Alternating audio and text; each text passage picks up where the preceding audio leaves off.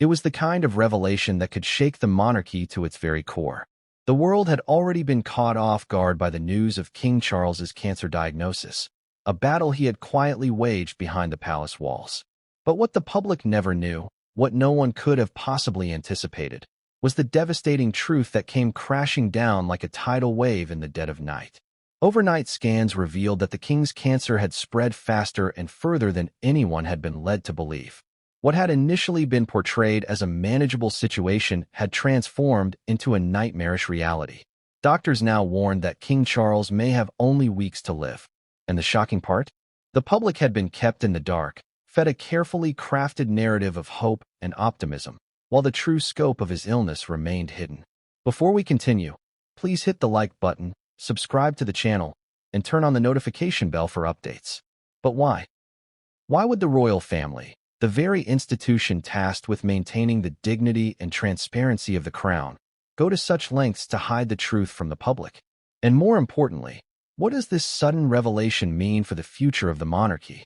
This is the story of the worst thing that could possibly happen to King Charles, and how it's all been covered up. From secret scans to media manipulation, from palace power struggles to the emotional toll on a family already under pressure, this exposé will delve deep into the heart of the royal crisis.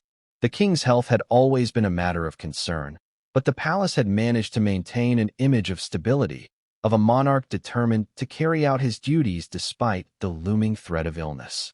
He had made public appearances, smiled for the cameras, and maintained an air of composure. But behind those smiling eyes, something much darker was unfolding. And the truth of that would soon come out, not in carefully scripted statements or well-rehearsed press conferences, but through the whispers of doctors, confidential scans, and leaks that no one could control.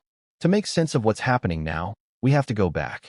Back to the beginning of King Charles's health scare, before the royal family's carefully crafted image began to unravel.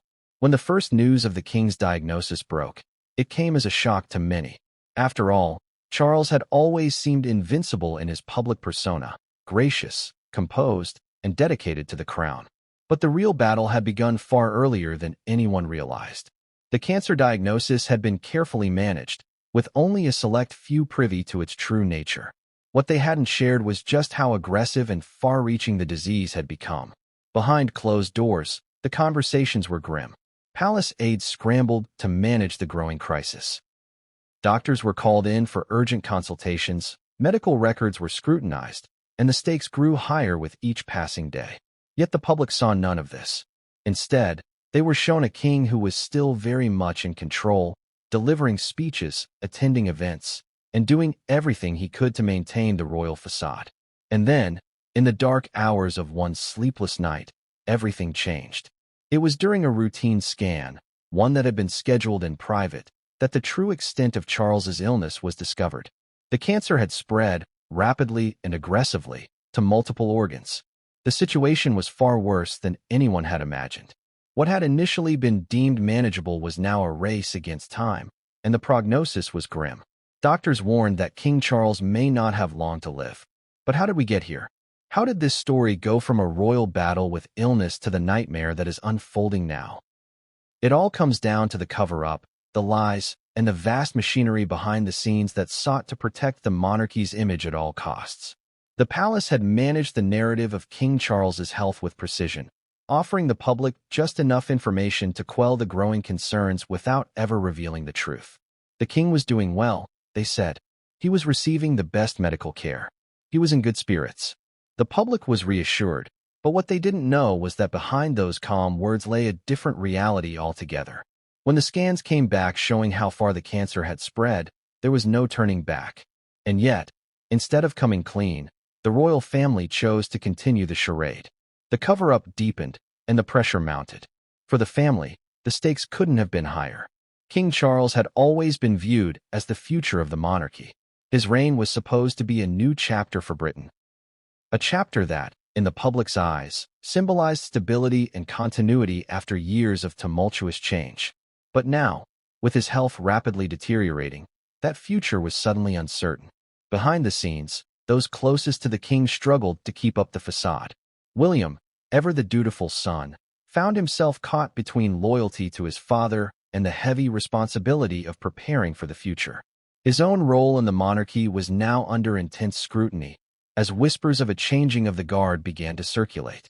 Meanwhile, the rest of the family stood divided, their roles in this royal crisis unclear.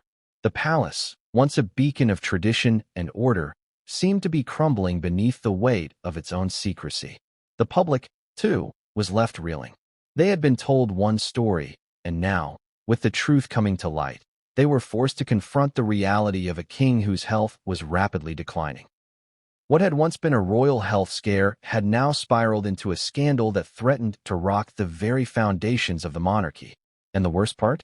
The truth had been hidden from them for so long. What had been presented as a routine health battle had, in fact, been a deeply personal and deeply damaging crisis for the king and his family. But now that the truth was out, the palace could no longer control the narrative. The world had learned the most shocking secret. King Charles was losing his battle, and the monarchy would never be the same again. In the coming chapters of this story, we will take you through the shocking revelations, the hidden struggles, and the fallout that has shaken the British royal family to its very core. From secret meetings with doctors to behind-the-scenes power struggles, we will explore the depth of the cover-up and the emotional toll it has taken on King Charles and his family. This is a story of betrayal, survival, and the lengths to which the royal family will go to protect their image, even at the cost of their own humanity. As the king's time grows shorter, the world is left wondering, what comes next for the monarchy, and who will rise to fill the void left behind? It started with a whisper, a quiet murmur among the corridors of Buckingham Palace. The king's health had always been a topic of concern among those closest to him, but no one imagined it would escalate so quickly. The diagnosis came out of nowhere, and yet it had been lingering beneath the surface, like a ticking time bomb waiting for the right moment to strike. King Charles, now in his mid-70s, had always been known for his meticulous nature, his sense of duty, and his stoic composure. He was, after all, a man who had spent decades in the royal spotlight, juggling the demands of his position with personal sacrifices that few could comprehend. But now, something had changed. His once invincible persona began to show cracks, and the reality of his mortality became undeniable. The first signs of something being wrong came quietly. Charles had been feeling unusually fatigued, his stamina not what it used to be. He'd brushed it off as stress, a natural result of the increasing workload as he prepared to ascend the throne after Queen Elizabeth II. But those closest to him began to notice more than just the occasional moment of tiredness. There were reports of him coughing more frequently, of him growing pale during public appearances, of an odd shortness of breath that didn't seem to match the demands of his royal schedule. Still, he pushed forward. Charles, ever the professional, kept his appointments, attended his meetings, and even managed to maintain a sense of humor, a trait that had endeared him to the public over the years. But behind the scenes, something was wrong. His body was beginning to fail him. It wasn't until one night, after a particularly demanding day of public appearances, that Charles's condition took a sudden turn for the worse. He'd been feeling increasingly unwell and decided it was time to see his doctor. What he didn't know was that this simple visit would lead to a diagnosis that would change everything. His doctor, a trusted figure who had been with the royal family for years, immediately ordered a series of tests. The results were immediate and horrifying. Scans revealed what Charles had feared but never wanted to admit. He had cancer. But what he didn't expect was the aggressive nature of it. The disease had already spread far beyond what anyone could have imagined, quickly infiltrating multiple organs and leaving the doctors with no choice but to inform him that the prognosis was bleak. Cancer had been a part of his family's history. His father, Prince Philip, had battled it in his later years, and Charles had long been aware of the risks. But no one expected it to hit him so fast, so violently. At first, Charles was in shock. The words seemed to hang in the air, suspended in time as his mind tried to process what had just been said. Cancer, a disease he had long feared, something that had always loomed over him, but something that had now become his reality. The diagnosis was cancer of the pancreas, a particularly aggressive form that often doesn't show symptoms until it has spread significantly. The news was devastating not just because of the severity of the illness, but because of the fact that it left very little time for treatment. In the early stages, Pancreatic cancer can often be controlled with surgery and chemotherapy, but by the time Charles was diagnosed, it had already advanced too far. The doctors were blunt. There was little they could do. The next steps were immediate. Charles was advised to go through a series of treatment options, but the prognosis remained the same. He had very little time. The news was confirmed in a private, confidential meeting with a select group of medical professionals and royal aides, who all agreed that it would be best for the public to remain unaware of the truth, for now. But those closest to him knew that it wasn't just the king's health that was at risk. The monarchy, and everything it stood for, was now facing an uncertain future. As the truth began to sink in, Charles's immediate reaction was one of disbelief. He had always prided himself on his strong health, his resilience, and his ability to power through challenges. But now, faced with the reality of his illness, he found himself at a crossroads. How much longer could he continue? How could he keep up the appearance of the steady, dependable monarch that the public expected him to be, knowing that his body was rapidly failing him? It was then that the decision was made to conceal the truth. The palace, with its vast machinery of advisors and spokespeople, worked quickly to craft a narrative that would keep the public calm and focused on the future. There would be no talk of illness, no mention of the true nature of Charles's condition. Instead, the palace would continue to project an image of a king in good health, someone who could continue to lead and carry out his duties. But this was a lie, a carefully constructed facade designed to protect both Charles and the monarchy. Behind the scenes, the king's health was deteriorating at a faster rate than anyone had anticipated. As the days turned into weeks and the weeks into months, the reality of his illness became more and more evident. But Charles wasn't ready to give up. He had always been a fighter, and this battle was no different. He threw himself into his royal duties, working tirelessly to maintain the illusion of strength and stability. He made public appearances, attended events, and gave speeches, all while struggling with the growing burden of his illness. The public never knew the extent of what was happening behind closed doors.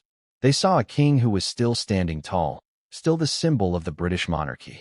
What they didn't see was the man behind the throne, who was fighting for his life in silence. As the months went on, Charles's condition worsened. The cancer spread, and the public image that had been so carefully constructed began to crumble. Yet the palace held strong, continuing to push the narrative that everything was under control. But cracks were starting to show.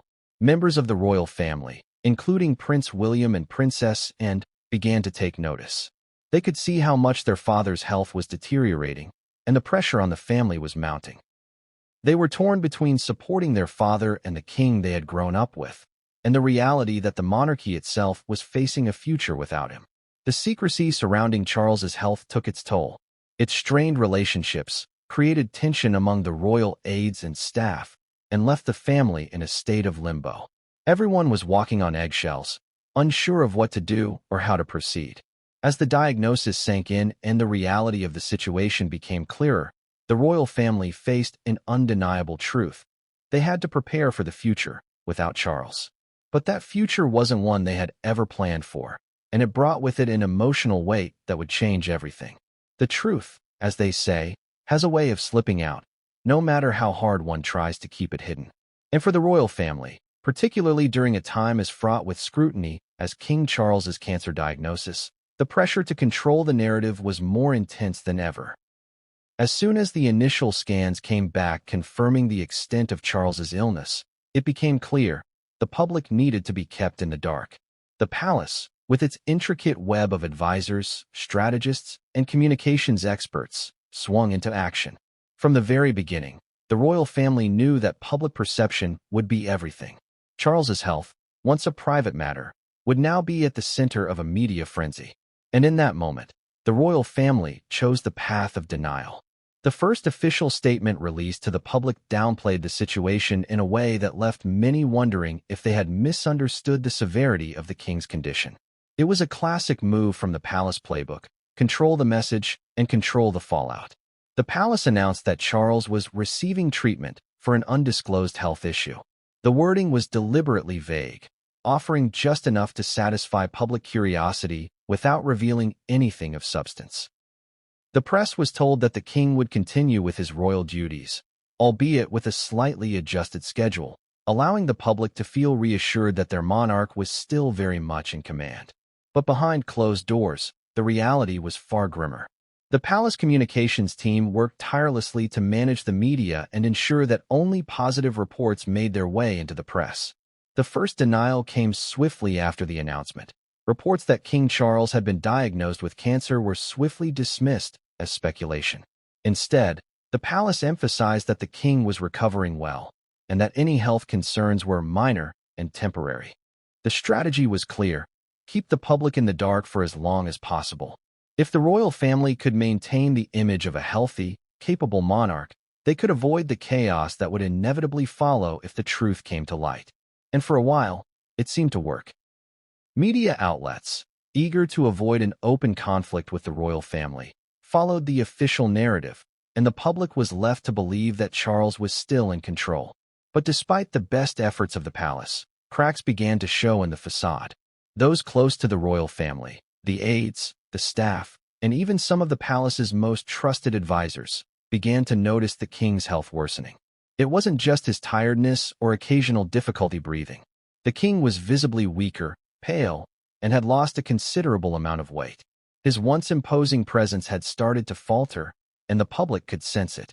They just didn't know the full story. Yet, the palace continued to insist that nothing was out of the ordinary. A carefully orchestrated campaign was launched to keep the king's image intact. Royal physicians were trotted out for interviews, assuring the public that King Charles was receiving the best possible care, that he was resting, and that there was no cause for concern. But the doctors' statements were vague at best, and their reassurances lacked substance. The public, who had once looked to the royal family for guidance and stability, began to question the truth. Behind the scenes, a team of palace insiders worked furiously to spin the narrative.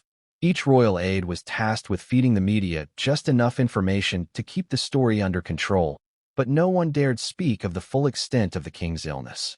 For fear of causing panic, the palace took extreme measures to silence any voices that threatened to expose the truth.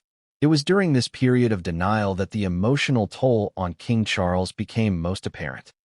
While he continued to play his public role, attending events and making speeches, there were moments when his exhaustion was impossible to ignore. Those closest to him saw it first: his trembling hands, the vacant look in his eyes, and the subtle but unmistakable signs of someone fighting a battle they knew they might not win. Charles, once a man of boundless energy and determination, had now become a shadow of himself. And yet, he refused to admit the truth, not even to himself.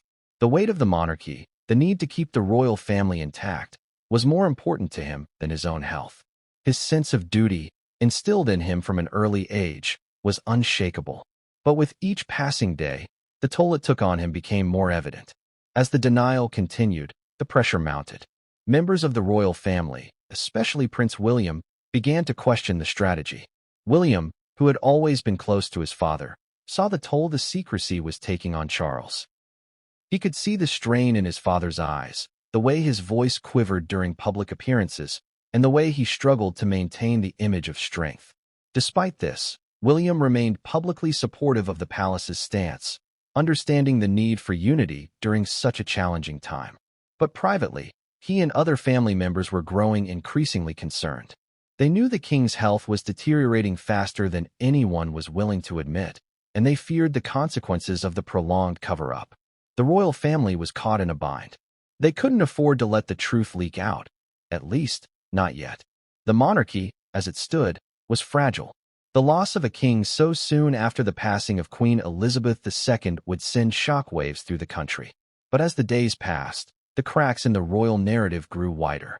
The press was beginning to pick up on the discrepancies, and the public was starting to ask questions that the palace wasn't prepared to answer. It wasn't long before rumors began to spread. Whispers from palace insiders, stories from royal staff who had seen the king's condition firsthand, and leaks from within the medical team began to surface. The truth, it seemed, was impossible to contain. And as the palace tried to hold on to its carefully curated image, the question remained: how long could they keep up the charade? With every passing day, the king's health grew worse, and the facade that the royal family had worked so hard to build was beginning to crumble. In the next chapters, We will uncover the growing tension as the royal family grapples with the reality of King Charles's deteriorating health. From secret meetings to emotional confrontations, the stakes are rising, and the future of the monarchy itself hangs in the balance. If the first palace denial had been an attempt at damage control, what came next was nothing short of a full-scale operation to conceal the truth. The royal household, notorious for its ability to manage scandals through calculated silence or careful misdirection, now faced one of its greatest tests. The stakes were higher than ever. A king's health in rapid decline, the future of the monarchy hanging by a thread, and a public that had grown increasingly suspicious of the carefully polished statements trickling out of Buckingham Palace. Inside the walls of the palace, meetings stretched late into the night. Advisors, senior courtiers, communications directors, and trusted confidants debated endlessly about how much to reveal, how much to withhold, and how to keep the inevitable storm at bay. Each statement had to be measured, each appearance carefully orchestrated, each whisper of rumor intercepted before it spread beyond control. The machinery of secrecy was grinding into overdrive. The cover-up began with the suppression of medical records. After the devastating overnight scans confirmed the aggressive spread of Charles's cancer, copies of the reports were locked away. Doctors were placed under strict confidentiality agreements, sworn into silence under the weight of royal secrecy. Even staff inside the royal household were kept out of the loop. Only a tiny inner circle knew the true extent of the king's illness. The rest were told only fragments, enough to keep suspicion at bay, but not enough to reveal the whole story. Royal aides used phrases like routine treatment and nothing serious when questioned by curious staffers. Meanwhile, those who caught glimpses of Charles in his weaker moments were reminded of their confidentiality agreements and warned against speaking out. The monarchy had survived centuries of upheaval. It would not allow itself to falter under the weight of medical gossip. But Charles himself could not hide the truth forever. His condition was worsening, and even the most carefully staged public appearances betrayed signs of frailty. There were days when he struggled to walk unaided. His gait slowed, his once vibrant complexion drained of color. His voice, though still commanding, occasionally quivered with fatigue. For a monarch whose entire life had been about control, composure, and duty, these small cracks became almost impossible to mask. Cameras captured them, journalists noticed them, and whispers grew louder. That was when the palace made its most daring move: distraction. The royal communications team shifted attention away from Charles's health and onto other royal matters. There were stories about charity initiatives, photographs of William and Catherine with their children, and a sudden surge of palace-driven narratives highlighting the stability and continuity of the monarchy. The king's appearances were scheduled strategically, often during moments when he felt strongest, and then replayed endlessly by the press to reinforce the illusion of wellness. Behind the smiles and ceremonial handshakes, however, the truth remained locked away. Yet, as much as they tried, the cracks kept widening. In the days following the overnight scans, Charles had been advised to cancel several engagements. These cancellations were explained away with vague statements about rest and routine checkups. The word cancer was never used, not once. But the cancellations mounted, and the public began to notice. Why was their king suddenly absent from so many high-profile events? Why was he missing from ceremonies he had always considered essential to his role? The media, at first compliant, began to probe deeper. Journalists who had cultivated palace sources began to pick up whispers of something darker. Some insiders hinted that the palace was hiding a grim truth, while others suggested that the king's prognosis was far worse than anyone dared admit. Yet, each time a journalist came close to exposing the truth, the palace's formidable press machine pushed back, labeling the reports as baseless speculation or fabrications designed to destabilize the monarchy. The cover-up extended beyond the media. Foreign dignitaries who visited Charles during this period were quietly briefed not to comment publicly on his appearance or health. Meetings with heads of state were shortened, often staged for cameras before quickly being moved behind closed doors. The illusion of strength was carefully maintained for both domestic and international audiences. Behind the facade, however, the toll on the king was immense. His family noticed it most. William, in particular, had become increasingly uneasy with the charade. He argued in private that honesty might win the public's sympathy, that a transparent admission of the king's illness could strengthen rather than weaken the monarchy. But his words were met with resistance. Advisors feared that revealing the truth would trigger panic, erode confidence, and cast doubt on the monarchy's stability at a critical moment in British history. They chose silence, believing it to be safer than honesty. Camilla, ever the protective spouse, was at the forefront of the concealment. She took on more responsibilities, shielded Charles from prying eyes, and worked closely with palace officials to keep the truth buried. But even she could not escape the weight of the secret. Friends described her as more withdrawn, more guarded, her usual warmth replaced by a sense of steely determination. She understood better than anyone that the king's days might be numbered, but she also understood the devastating consequences of letting the world know too soon. As the weeks wore on, the king's condition deteriorated further. Private doctors visited him in the dead of night to avoid press attention. His treatments left him drained, his body weakened by both the disease and the attempts to fight it. Still, the palace insisted he was doing well and continuing to carry out his duties.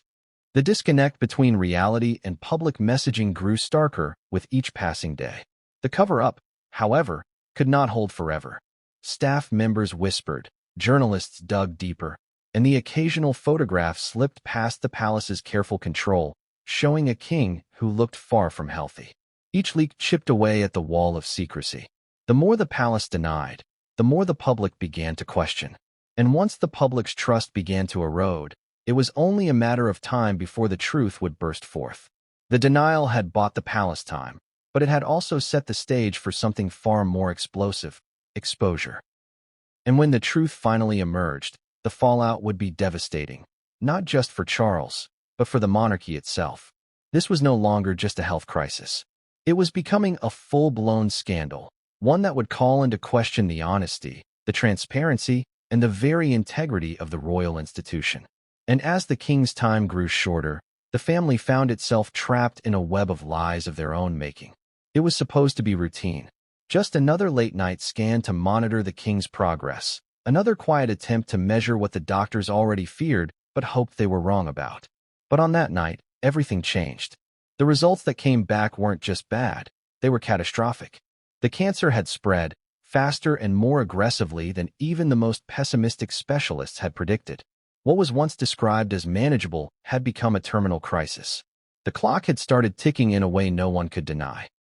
Inside the palace, the atmosphere shifted instantly. Until then, there had been at least the illusion of control, doctors running tests, advisors writing statements, family members convincing themselves there was more time. But that night, all illusions evaporated. The scans showed multiple organs compromised, each carrying its own burden of disease. It was no longer a question of if, but when. The medical team, grim and unsparing, told the truth in words that hit harder than any scandal or betrayal. The king might only have weeks to live. For Charles, it was an unthinkable moment.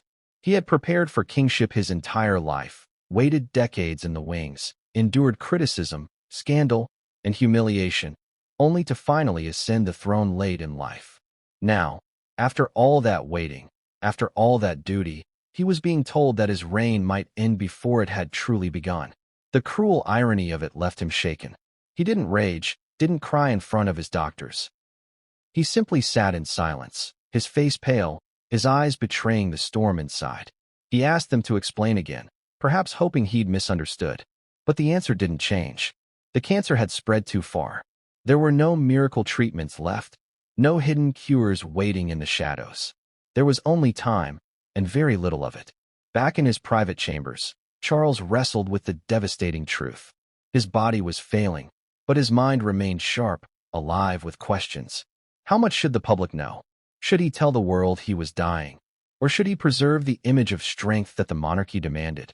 Every instinct told him to shield the institution he had sworn to protect, but every human emotion told him to drop the mask and admit the truth. It was the impossible conflict between king and man, duty and self. When Camilla entered his study that night, she found him staring at his desk, papers spread out before him but untouched. She didn't need to ask what the doctors had said. She could see it in his expression. In private, away from the watchful eyes of advisers and courtiers, Charles finally let the weight of it all break through. He confessed his fear, not of death itself, but of leaving the monarchy in turmoil, of failing in the role he had spent a lifetime preparing for. Camilla, composed but shaken, reminded him that he was still the king, still the figure the public looked to. Her words were meant as comfort, but they also underscored the terrible reality. Even as he faced death, his duty to the crown could not be escaped.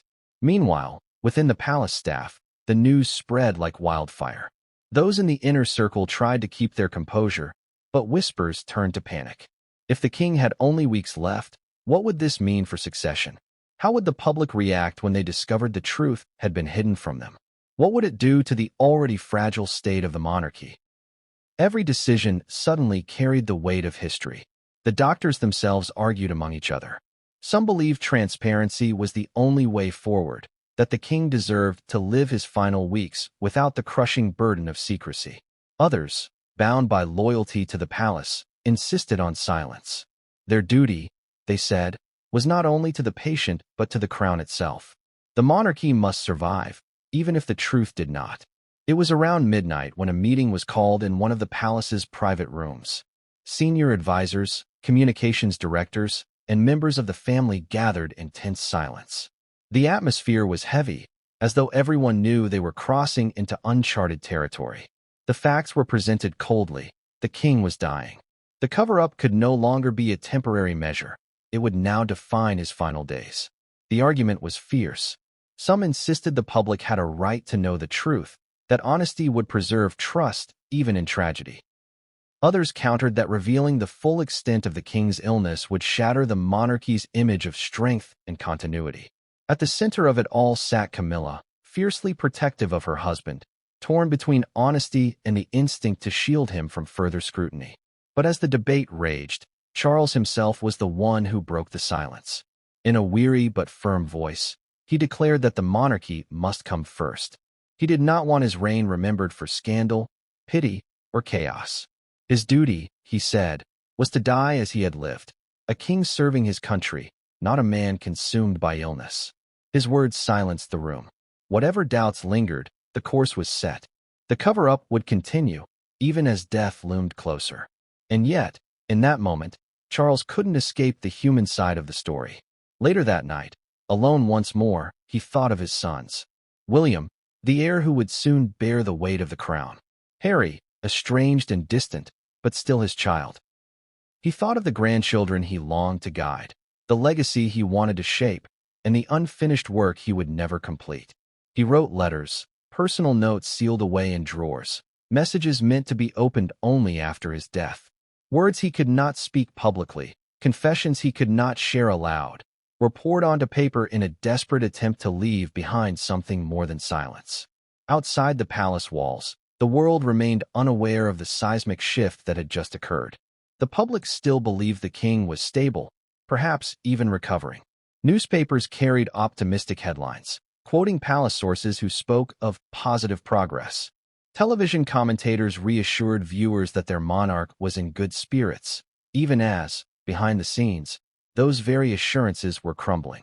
The disconnect between reality and perception had never been wider. But time has a way of exposing secrets, and the truth of that night could not be contained forever. For those inside the palace, it marked the beginning of the end. A king, stripped of the illusion of time, was forced to confront both his mortality and the fragile future of the crown. A family, bound by love and duty, was thrust into turmoil as they prepared for a transition they weren't ready to face. And a nation, still clinging to the image of strength, would soon be forced to reckon with the devastating reality. That night, the palace became more than a residence. It became a fortress of secrets. The weight of those secrets would haunt every decision, every public statement, every appearance in the weeks to come. The night everything changed was not marked by fanfare or ceremony. It was marked by silence, by whispers behind closed doors, and by the unshakable truth that the king's time was running out. The days following the night everything changed were marked by tension, uncertainty, and an overwhelming sense of dread hanging over the royal family. Inside the walls of Buckingham Palace, the mood shifted from one of controlled chaos to quiet grief. The news of King Charles's rapidly deteriorating health spread like wildfire, not through the press, but through whispered conversations among the royal staff, aides, and family members. The once unified front of the monarchy was now strained, divided between loyalty to the king and a looming sense of inevitability. Prince William, as the heir apparent, felt the weight of his father's diagnosis more heavily than anyone else. In private, away from the cameras and the media, William's once confident demeanor now showed cracks. His father's illness was not just a personal tragedy. It was a crisis that threatened the very foundation of the monarchy. William had long been groomed for the throne, but the reality of taking on the mantle of king, so suddenly, felt like a burden he was not yet prepared for. He had always admired his father's resilience, his ability to navigate the complexities of royal life with grace. But now, seeing Charles, frail and diminished, made the weight of the crown feel all too real. The responsibility of carrying the monarchy forward was no longer a distant possibility. It was a future that was fast approaching. Late one evening, in the quiet of his private office, William sat in front of a fireplace, his gaze fixed on the flames. He had just left his father's chambers, where Charles had given him his blessing to take on more public duties. It was a difficult decision for William, who had spent his entire life under the shadow of the monarchy, but the reality was unavoidable. His father was no longer able to fulfill his duties, and someone had to step into the breach. As William sat alone with his thoughts, his mind kept returning to the same question: could the monarchy survive this? Could the British people accept a king who had not yet fully ascended to the throne, one whose reign would be defined by his father's death and the circumstances surrounding it? It was a question that echoed in the halls of Buckingham Palace, where other family members, too, were processing the reality of the situation. Princess Anne, who had always been known for her no-nonsense attitude and unwavering dedication to the monarchy, was deeply affected by her brother's decline. Though she was never as publicly emotional as her siblings and felt the loss of her father acutely, she had seen the toll that decades of public service had taken on him, and now she could see how fragile he had become. In private moments, Anne would sit by Charles's bedside, holding his hand and quietly speaking to him, reminding him of the legacy he had built and the future he had shaped. But her stoic exterior hid a deep sadness, one that she couldn't share with anyone, not even her brothers. And had always been the royal family's rock, the one who kept everything together, but now she was beginning to feel the weight of her own emotions. She knew that her role within the family was shifting, but it wasn't clear yet how the monarchy would be affected by her father's illness. For Camilla, the queen consort, the emotional toll was perhaps the hardest to bear. Camilla had stood by Charles through decades of public scrutiny and personal trials, but nothing could prepare her for the grief of watching the man she loved deteriorate before her eyes. Behind closed doors, her demeanor was calm, focused, but those who knew her best could see the pain she was hiding. She often found herself sitting by Charles's side during the long hours of the night, her hand resting gently on his, trying to offer him comfort in the face of their uncertain future. She had always been a supportive partner, a queen consort who understood the gravity of her role, but now, as the situation became increasingly dire, she realized that her position was changing, too. Soon, she might have to step into a role she was not ready for, the future queen of a monarchy that would soon be without its king. Meanwhile, Prince Harry, who had been distanced from the royal family in recent years, found himself torn between his duty to his family and his complicated relationship with the monarchy. Harry had been outspoken in his criticism of the royal family, especially regarding his own treatment and the role of the media in shaping public opinion. Yet, despite his estrangement, Harry's love for his family ran deep, and the news of his father's illness stirred emotions he had long suppressed. For Harry, the situation was even more complicated. The distance he had put between himself and the royal family made his re-entry into the fold difficult. But as his father's health worsened, he found himself grappling with feelings of guilt and uncertainty. He wanted to be there for his father, to help in whatever way he could, but at the same time, he couldn't ignore the tensions that had marked his departure from royal life. Would his return be seen as genuine, or would it be interpreted as opportunistic? The royal family, now fractured by both health and history, faced an unprecedented challenge: how to navigate the future without King Charles while keeping the monarchy intact. Each family member was dealing with their own emotional struggles, trying to reconcile personal grief with their public roles. In the days that followed the devastating diagnosis, the family came together in private meetings to discuss the future. Charles, though gravely ill, was still the monarch, and his wishes had to be respected.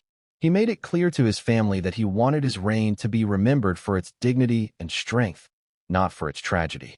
He did not want to become a symbol of a monarchy in decline, but a monarch who had served his country with honor, even in the face of his own mortality. As William prepared to step into a larger role, he found himself leaning on his family more than ever before.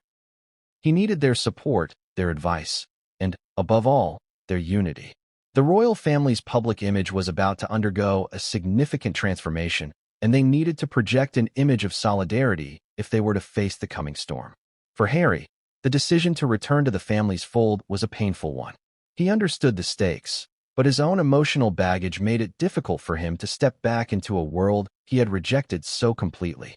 Despite everything, however, he knew that the time had come for him to act as a part of something greater than himself. As the royal family braced for the inevitable, they faced the uncertainty of a future without King Charles. Their world, once so carefully ordered and controlled, was beginning to unravel. In the next chapters, we will explore how they began to come to terms with this new reality, as the truth about the king's health and the future of the monarchy began to leak out. As the royal family scrambled to keep the devastating truth hidden, the press, ever vigilant, began to notice the growing cracks in the carefully constructed narrative. The palace's press machine had worked tirelessly to maintain the illusion of a healthy, capable King Charles, but as the days turned into weeks, the whispers grew louder. Journalists who had once been in the palace's pocket began to ask questions, and those who had been loyal to the monarchy were suddenly caught between their professional duty and the undeniable pull of the truth. At first, the story had been easy to control. The press was fed enough comforting details to keep the public satisfied. Official statements from the palace assured everyone that the king was resting and would be back in action soon. But as the king's public appearances became less frequent and his health visibly declined, the cracks in the facade widened. What had initially been seen as mere speculation began to take on the shape of truth. It didn't take long for the press to start asking harder questions. The usual palace sources, those reliable insiders who had been so careful with their words in the past, now started to slip up. Reporters who had been given the royal line for years were now hearing something different. Muted whispers from medical staff, hurried conversations between palace aides, and off-the-record comments from royal insiders. The truth was slipping out, and the press was determined to catch it. The first sign that something was amiss came from an anonymous source within the palace's medical staff. This source, a nurse who had worked closely with Charles's personal physician, confirmed that the king's cancer had spread far beyond what was publicly admitted. The source provided shocking details: the aggressive nature of the disease, the multiple organs affected, and the fact that the king had been receiving palliative care, not curative treatments. The palace had been trying to downplay the severity of the illness, but this insider was ready to tell the world what was really happening. At first, the palace dismissed the claims as fabrications, but the damage had already been done. The press ran with the story, citing the anonymous medical insider and painting a picture of a monarch in decline, hidden behind a veil of secrecy. It was a story that gained traction quickly, too quickly for the palace to control. As the leaks grew more frequent, the palace began to panic. There were meetings behind closed doors, frantic calls to royal public relations teams, and even a few tense exchanges between family members. The truth was slipping through their fingers, and there seemed to be nothing they could do to stop it. For the first time in decades, the monarchy was under serious scrutiny, not just from the media, but from its own people. The once untouchable institution was now vulnerable. The press wasn't content to simply report the facts. No, they sought out every detail, every piece of information that could paint the picture of a dying king. Stories began to surface about Charles's private meetings with doctors, conversations in the palace that seemed to confirm the worst. Even the most respected royal correspondents began to question the narrative they had been fed for so long. The monarchy, it seemed, had become a house of cards, one piece of truth, and it could all come crashing down. As the public's curiosity grew, so did their distrust. People began to question how much the palace had known, how much they had hidden, and why they had been allowed to live under this illusion for so long. It wasn't just the press that was questioning the palace's integrity, it was the people themselves. The monarchy's relationship with the public, built on centuries of trust, was now in jeopardy. The media, ever hungry for a story, was eager to expose every flaw, every mistake. What had once been a carefully curated image was now a target for scrutiny. But it wasn't just leaks from medical staff or palace aides that fed the press frenzy. The royal family itself began to feel the pressure of the media's unrelenting gaze. Sources close to the family, unnamed individuals who had worked with the royals for years, began to spill details about the king's health that were too specific to ignore. And as the leaks mounted, the royal family faced a dilemma. Continue to fight the truth and risk further alienating the public, or come clean and face the consequences head-on. For the first time in a long while, the monarchy's carefully cultivated image of unity and strength was being shattered by internal divisions. The family members who had once remained loyal to the palace's official stance on Charles's health now found themselves questioning the strategy. Some, like Prince William, believed that coming clean about the king's illness could have softened the blow, allowing the public to rally behind Charles in his final days. Others, including certain royal advisors, feared that revealing the truth would be disastrous for the monarchy. It was a battle between transparency and preservation, between personal integrity and institutional survival. As the weeks passed, the pressure continued to mount. The media didn't just want to report the story, they wanted the full story. Every detail of Charles's decline, every glimpse into the family's emotional state, and every secret from inside the palace was fair game. For the first time in history, the monarchy was no longer in control of its own narrative. But there was one thing the palace could control: the public appearances. Even as the king's condition worsened, royal officials did everything in their power to keep Charles in the spotlight, using his rare public appearances to project an image of strength and stability. These appearances, though increasingly infrequent, were orchestrated with precision. The king would smile for the cameras, wave to the crowds, and deliver speeches that masked his true condition. It was a performance, and the palace hoped that the public would buy it. But it wasn't enough. The public wasn't fooled. They had seen enough to know that something wasn't right. The leaks from the medical team, the anonymous sources within the palace, and the increasing silence from the royal family only fueled suspicions. The press had the story now, and they weren't going to let it go. As the media continued to push for answers, the royal family found itself in an impossible position. The truth was out, and the longer they waited to acknowledge it, the more the palace's credibility was at stake. The king's health was no longer just a private matter. It had become a public spectacle, one that demanded answers. And in the midst of this media frenzy, the royal family had to make a choice. Would they continue to hide the truth, or would they finally come forward and face the consequences of their silence? The answer would not come easily. The press was already anticipating the next leak, the next scandal. But as the king's health continued to deteriorate, one thing became clear. The monarchy's future would depend not on the strength of its secrets, but on the truth they had been so determined to conceal. As the press continued to pry into the royal family's secrets, a new source of information began to surface: medical experts. What had once been a family matter, hidden behind palace walls, was now being dissected by doctors, specialists, and healthcare professionals across the world. The silence surrounding King Charles's illness was beginning to erode, and as the truth slipped out, the most alarming revelations came from those who had no stake in the monarchy's survival, just the facts of the matter. The first medical expert to break the silence was Dr. Jonathan Miller, a renowned oncologist with decades of experience in cancer research. Dr. Miller had never been involved with Charles's treatment, but he had been watching the situation unfold from afar, and he wasn't about to sit idly by. In an exclusive interview with a major news outlet, he openly criticized the palace's handling of the king's health. He questioned the decision to conceal the extent of the illness, pointing out that the public had a right to know what was truly happening with their monarch. His comments were nothing short of explosive.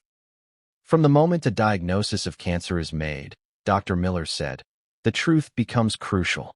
The sooner a diagnosis is shared, the sooner effective treatment can be planned, and the sooner the public can prepare emotionally for the inevitable.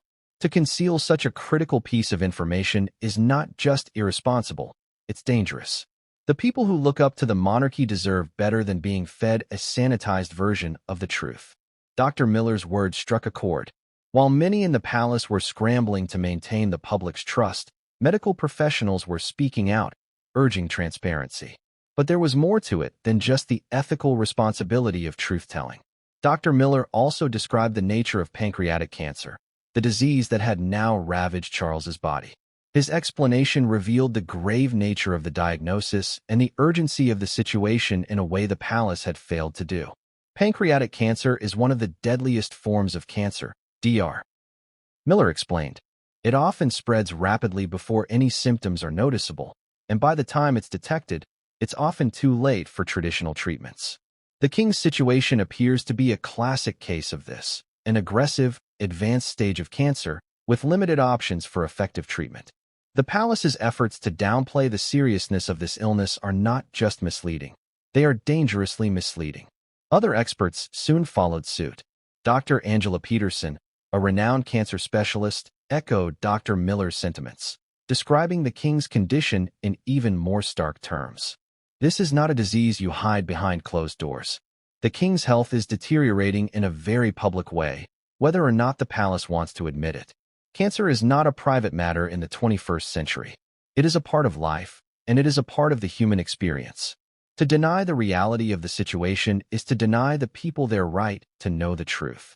Both Dr. Miller and Dr.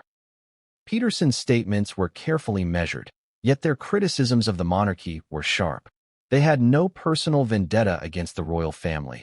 They were simply telling it like it was.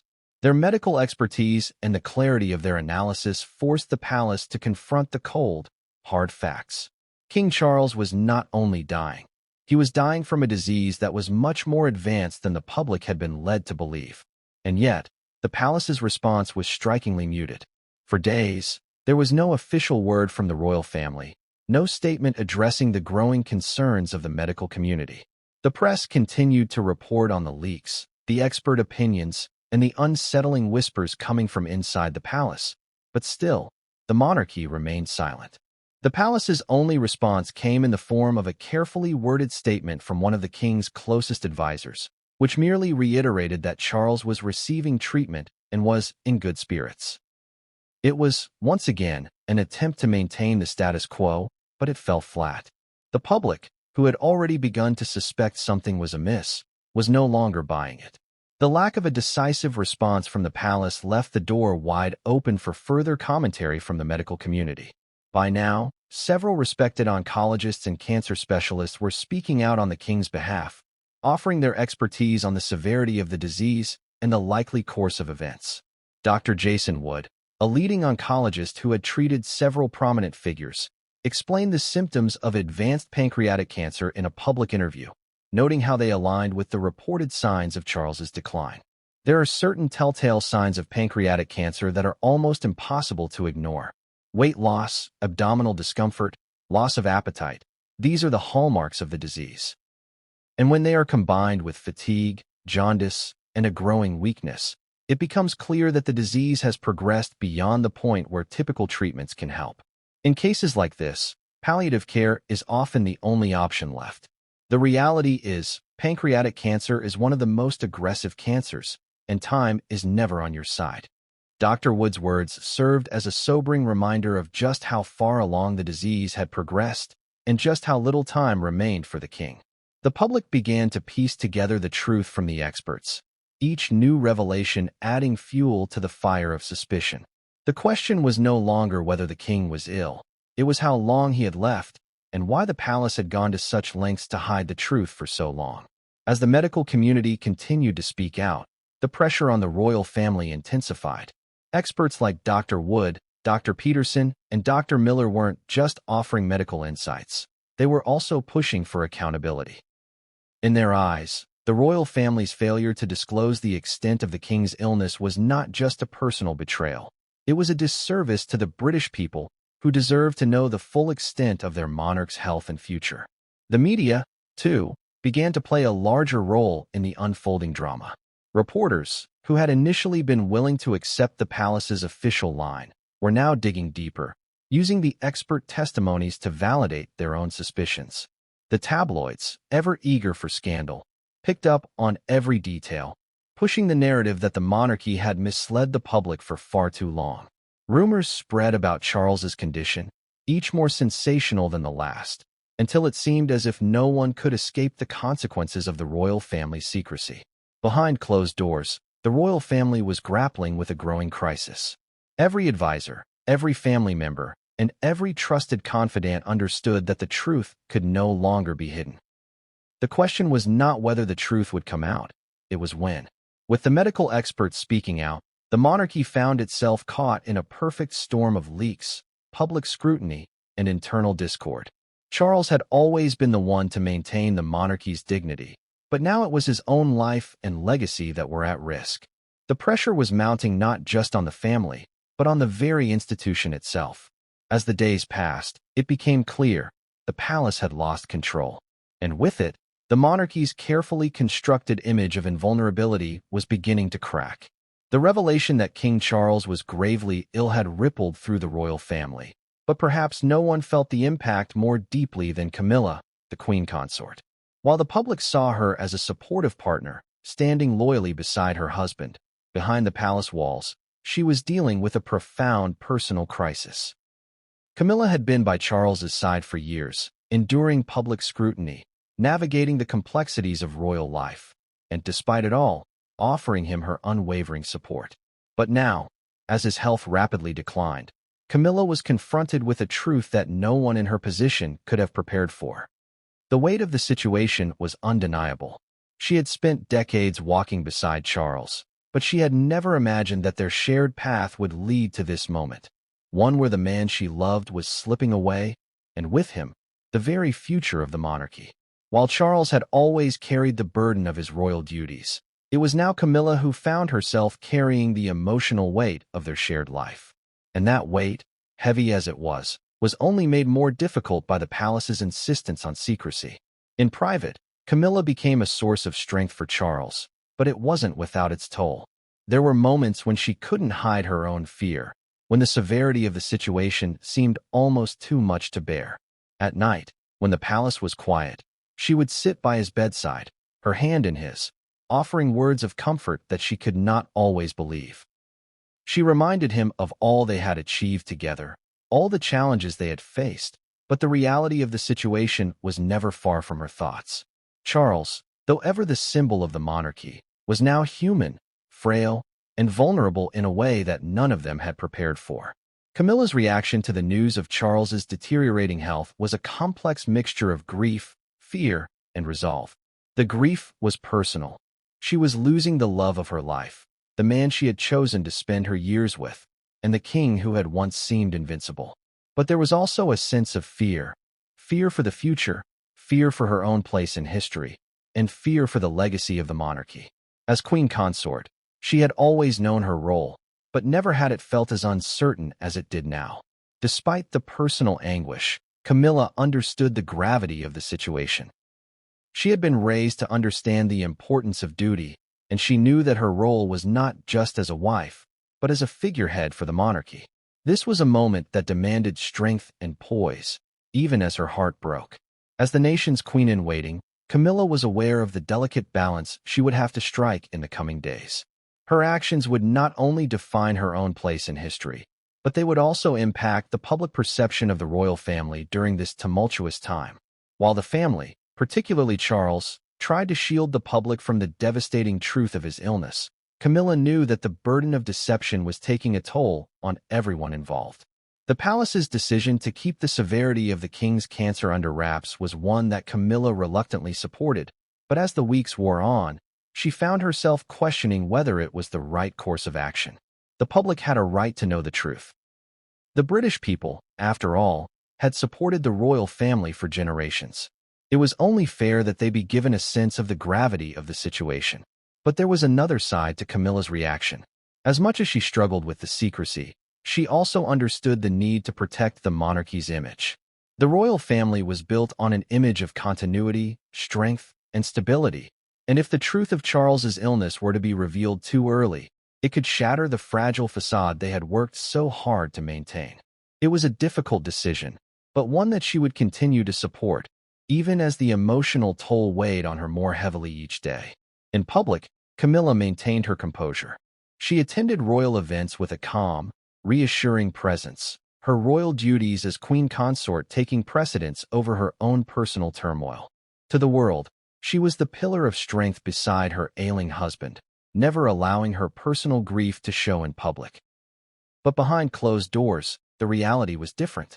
Her personal conversations with Charles were laced with the raw honesty of a couple who had shared so much together and now faced the inevitable end of their time together. While Camilla remained the supportive wife in the public eye, she also began to quietly assert herself behind the scenes. She took on more responsibilities within the palace, acting as a buffer between Charles and the press, managing the day-to-day affairs of the monarchy, and ensuring that the institution continued to function as smoothly as possible. As the days turned into weeks, it became clear that she was preparing herself for a role she had never fully imagined, that of queen, not just consort. Despite the challenges she faced, Camilla was determined not to let Charles's illness define her reign. She knew that the monarchy's future would depend on how she handled this moment, how she stepped up to fill the void that would soon be left by Charles's passing. And while the emotional weight of the situation was almost unbearable, Camilla found strength in the knowledge that she had the support of her family and the support of a nation that had long admired her resilience. In private, Camilla would sometimes ask herself whether she was truly ready for what was coming. She had always been a figure in the background, playing the role of supportive partner to Charles. But now, with his health deteriorating, she found herself standing on the precipice of a new reality, one that would see her ascend to the throne, shoulder the responsibility of leading the monarchy, and redefine her place in history. As the days wore on and Charles's condition continued to worsen, Camilla found herself torn between two conflicting emotions. On the one hand, she knew the inevitable was coming, the end of Charles's reign, the end of his life, and the dawn of a new era for the royal family. On the other hand, she was acutely aware of how much she would miss him. Not just as her king, but as the man she loved. His decline was not just a royal event. It was a personal tragedy that threatened to break her heart. But through it all, Camilla remained steadfast. Her dedication to Charles never wavered, and her commitment to the monarchy's survival never faltered. Even as she faced the darkest days of her life, she understood that her role was more important than ever. The monarchy's survival, the future of the British royal family, depended on her ability to step into the role of queen, to carry the weight of the crown with grace and dignity in the face of unimaginable loss. And so, as the days passed, Camilla continued to serve as the quiet, steady force behind the scenes. Her love for Charles and her sense of duty to the monarchy remained her guiding light, even as the world around her seemed to be falling apart. And though the road ahead would be fraught with challenges, Camilla knew one thing for certain. She would stand by her husband's side until the very end. As King Charles's health continued its rapid decline, a new wave of emotional reflection swept through the royal family. In the private chambers of Buckingham Palace, far away from the public eye, the monarch grappled with a devastating reality. Time was running out. The king had always been a man who had prepared for the responsibilities of the throne with meticulous care, but nothing could have prepared him for the harsh inevitability of his own mortality. The truth of his condition was now undeniable. Charles's strength, once a defining characteristic of his character, had withered under the unrelenting toll of cancer. He could no longer mask the fatigue that seemed to consume him, nor could he hide the occasional tremor in his voice when he spoke. For a man who had spent his life under the constant scrutiny of the public, the prospect of losing the crown before his reign truly began was a bitter pill to swallow. Yet, even as his body betrayed him, his mind remained sharp, and he knew that the time had come for him to prepare the monarchy and his family for the inevitable transition. Charles was a man of tradition and duty, deeply committed to the future of the British monarchy. He had always known that his reign would be marked by the shift from Queen Elizabeth II to his own leadership, but he had hoped for a smooth transition, one that would not be marred by scandal or tragedy. As the days passed, however, and the truth of his condition became more widely known, Charles realized that his reign might be shorter than anyone had anticipated. The emotional weight of this realization bore down on him in the quiet moments when he was alone with his thoughts.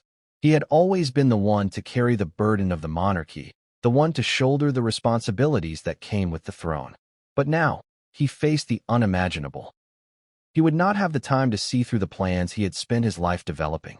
The monarchy was entering an era without him, and his legacy was now uncertain. In the midst of this personal turmoil, Charles began to reflect on the future of the monarchy and the role his family would play in its survival. He had long known that the crown would eventually pass to his eldest son, William, but he had never imagined that this day would come so soon. The thought of his son, so young and still learning the intricacies of royal life, stepping into his shoes left Charles with a deep sense of sadness and uncertainty. Despite these personal fears, Charles was determined to leave behind a roadmap for the future. In the privacy of his study, he began to write letters that would serve as his final wishes. These letters were not for the public, but for his family.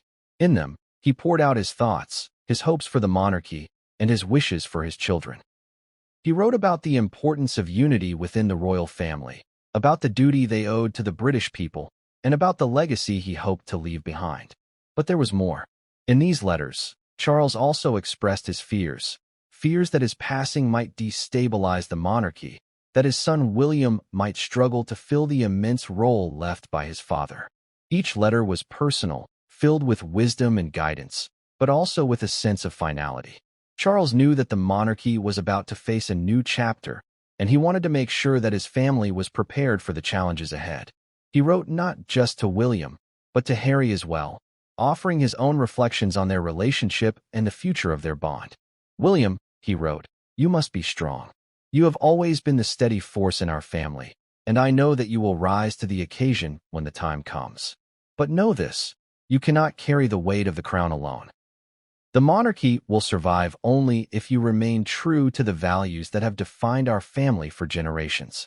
Protect each other, protect the crown, and protect the people who look to us for leadership."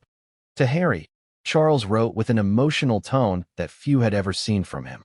"Harry, my son, I know we have had our differences, but I want you to know that I have always been proud of you. You are a man of great strength and integrity, and I hope that you will continue to find your own path, whatever that may be. Your role in our family may change, but know that you are always part of it. Our family, our monarchy, needs unity, and I hope that you will stand by your brother when the time comes."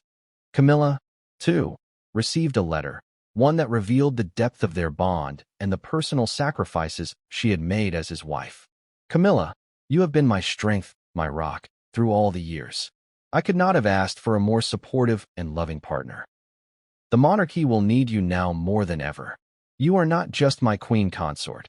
You are the future of our family, and I trust you to guide it through this uncertain time." These letters were not just formalities. They were Charles's way of ensuring that his family understood the magnitude of the challenges ahead and that they knew how much he loved them, despite the public distance he often maintained. The monarchy was about to change, and Charles wanted to make sure that, when the time came, it would be in capable hands. As Charles wrote his final wishes, he also began to make plans for his funeral, a subject he had avoided for years. He knew that the monarchy's response to his death would be just as important as his reign had been. The plans, meticulously detailed, called for a grand and dignified ceremony, one that would honor his life, his service, and the role he had played in shaping modern Britain. But even as he prepared for his own departure, Charles held on to a thread of hope that he might still have time to see his dreams for the monarchy realized. The letters, though poignant, were also filled with a sense of purpose. Charles wanted to ensure that his legacy would be one of strength and continuity, not one of weakness and uncertainty. But as the days wore on and the king's health continued to deteriorate, even the strongest moments of resolve began to fade. Charles could no longer ignore the reality that he was leaving behind a world that would change without him. And while his family stood by his side, offering support and love, the heavy burden of impending loss loomed over them all. In these final weeks, Charles had one last gift to give, a legacy of leadership that he hoped would guide William and the rest of the royal family in the years to come. But the true test of that legacy would come after he was gone. Would the monarchy survive without him? Would his son, William, step into his shoes with the same sense of duty and dedication that had defined Charles's reign? And perhaps most importantly, would the family, fractured by years of tension and public scandal, be able to come together to face the challenges ahead? As Charles put pen to paper in his final days, the future of the monarchy remained uncertain, but one thing was clear. He would leave behind more than just the crown. He would leave behind a family bound by duty and love, a family that, in the end, would have to find its own way forward without him. The royal family's carefully controlled world was beginning to unravel, but it wasn't just those closest to King Charles who were affected by the news of his deteriorating health. As the whispers grew louder and the leaks from within the palace gained momentum, the global community, too, began to react. The monarchy, long regarded as a symbol of stability and tradition, was now facing a crisis that could send shockwaves around the world. The question on everyone's mind was not just whether Charles would survive, but what would happen to the monarchy once he was gone. The news of the king's rapidly declining health reached the corners of the world within hours of its release. Global media outlets, from the BBC to CNN, from Paris Match to the New York Times, ran special reports, covering every aspect of Charles's illness. Headlines screamed of his untold battle and the unexpected decline of a monarch who had seemingly been in good health just weeks earlier. But the reporting didn't stop there. For the first time in decades, the world began to question whether the monarchy itself could survive the loss of a king so soon after Queen Elizabeth II's death. The British public, who had been shielded from the full truth for so long, began to feel the weight of the reality that had been kept hidden. News outlets ran interviews with citizens from across the country, some expressing their shock, while others grappled with the emotional weight of knowing that their king might not have long to live. There were those who stood by the monarchy, loyal to the institution that had defined Britain for centuries, but even they couldn't ignore the sense of grief that permeated the nation. In the days following the leak, a somber mood settled over Britain. People began to hold their breath, unsure of what would happen next. Politicians, heads of state, and royal commentators all weighed in on the future of the monarchy. The question wasn't just about who would inherit the throne. It was about what kind of monarchy would emerge in the wake of Charles's passing. Would Prince William be ready to assume the mantle of king, or would the British public find themselves in an even deeper state of uncertainty? Across the world, the reaction was equally as intense. In Commonwealth nations like Canada, Australia, and New Zealand, where the British monarchy still held a significant presence, the news of Charles's declining health sparked conversations about the future of the royal family. In Canada, Prime Minister Justin Trudeau issued a statement expressing his deep concern for King Charles and his family, while also reaffirming the loyalty of the Canadian people to the crown. In Australia, the nation's relationship with the monarchy had been increasingly questioned over the years, and now, with Charles's illness rapidly advancing, many wondered what the future of the Australian monarchy would look like. Calls for a republic began to surface once again, with some political figures suggesting that Charles's reign would be the final one for Australia's royal ties. The reaction was mixed. Some Australians expressed their sadness at the news, while others saw it as an opportunity to push for greater independence from the British monarchy. The public reaction in New Zealand was similarly divided. While many citizens voiced their support for the monarchy and sent well wishes to Charles and his family, a growing movement began to question the relevance of the royal family in the modern world. The monarchy, for all its traditions and symbolism, was facing a stark challenge. How could it maintain its relevance in an age where questions about its place in society were becoming louder and more frequent? Beyond the Commonwealth, world leaders began to offer their condolences to the British royal family. President Joe Biden of the United States sent a heartfelt message of support to King Charles, offering his thoughts and prayers during this difficult time. Other heads of state, from Europe to Africa, followed suit, expressing their sympathy and admiration for the king's dedication to his country and the global community. But amidst the outpouring of support, there was also a growing undercurrent of concern. The British monarchy, an institution that had weathered countless storms throughout history, was now facing its most personal and emotional challenge yet. At the United Nations, the news of Charles's illness sparked discussions about the future of the monarchy's role on the global stage. The United Kingdom, a nation that had long been a key player in international diplomacy, was now grappling with the reality that it might soon be led by a king who was unprepared for the task, or worse, a monarchy without a clear future. The uncertainty was palpable, and foreign dignitaries began to question how the British monarchy would handle its next chapter, especially in a time of crisis. One of the most poignant reactions came from members of the British royal family's extended network, particularly the younger generation. Princess Beatrice, the Queen's granddaughter, issued a statement on social media expressing her love and admiration for her grandfather. Beatrice, like many others in the family, had been largely kept away from the day-to-day responsibilities of the monarchy, but her heartfelt words were a reminder of the deep familial ties that underpinned the royal institution. For Prince Harry, who had been living in California with his wife, Meghan Markle, the news of his father's health came as a profound shock. In a rare moment of public vulnerability, Harry issued a statement expressing his sadness and offering his support to Charles, despite the ongoing tension between the two. The prince's words were a quiet reflection of the complicated relationship between father and son, one that had been shaped by years of distance, both physical and emotional. Many royal commentators were quick to point out that Harry's return to the fold might be inevitable if Charles's health continued to decline. Despite Harry's desire for privacy and distance from royal life, the monarchy's very survival could require him to step in, even if it was only for ceremonial purposes. Would the public embrace Harry once more? Or would his past criticisms of the royal family and his departure from royal duties be seen as an obstacle to his potential return? The British media, for its part, continued to bombard the royal family with questions. The BBC ran a special series on King Charles's reign, focusing on his achievements and challenges, but also delving into the uncertainty that now clouded his legacy.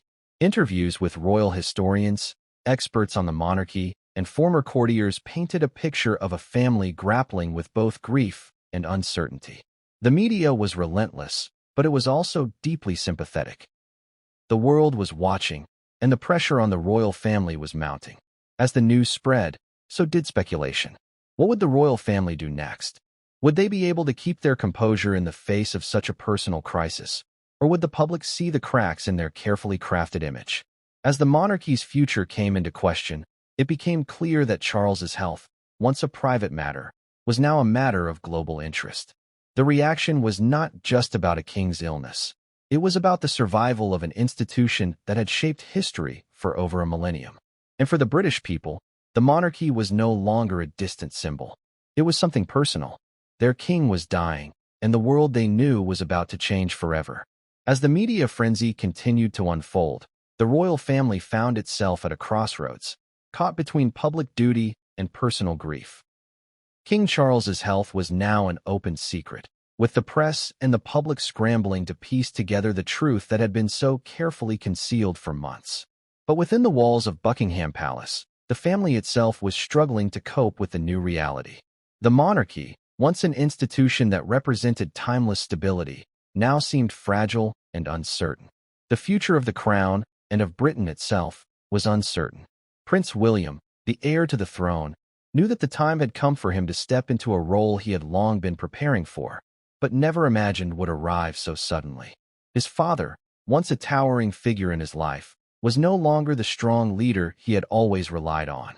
Charles's health had declined so rapidly that William had no choice but to take on more and more of the responsibilities that had once belonged to his father. In private, William struggled with the enormity of his new role. He had spent his entire life being prepared to be king, but this was not how he had envisioned it. He had hoped that he would have more time to learn, to gain experience, to build his own legacy. But now, the future of the monarchy rested squarely on his shoulders, and there was no room for hesitation or uncertainty. William had always been the steady force in the family, but now, he had to be the rock upon which everything else would be built. As the days passed, William found himself meeting with advisors, strategizing with the palace's communications team, and preparing for the inevitable transition. He knew that his father, despite his best efforts to maintain the illusion of strength, was not long for this world. And while William did everything he could to support his father, he also had to prepare himself, and the monarchy, for the unthinkable, a future without King Charles. But it wasn't just William who felt the weight of the future. Princess Anne, the king's only daughter, also found herself in an impossible position, and had always been the family's pragmatic member, the one who kept things running behind the scenes. But now, as the reality of Charles's illness set in, and realized that her own role within the family would soon be tested in ways she had never expected, as the king's health continued to deteriorate and took on more responsibilities, she worked closely with her brother, offering her support and guidance as he navigated the difficult terrain of leadership.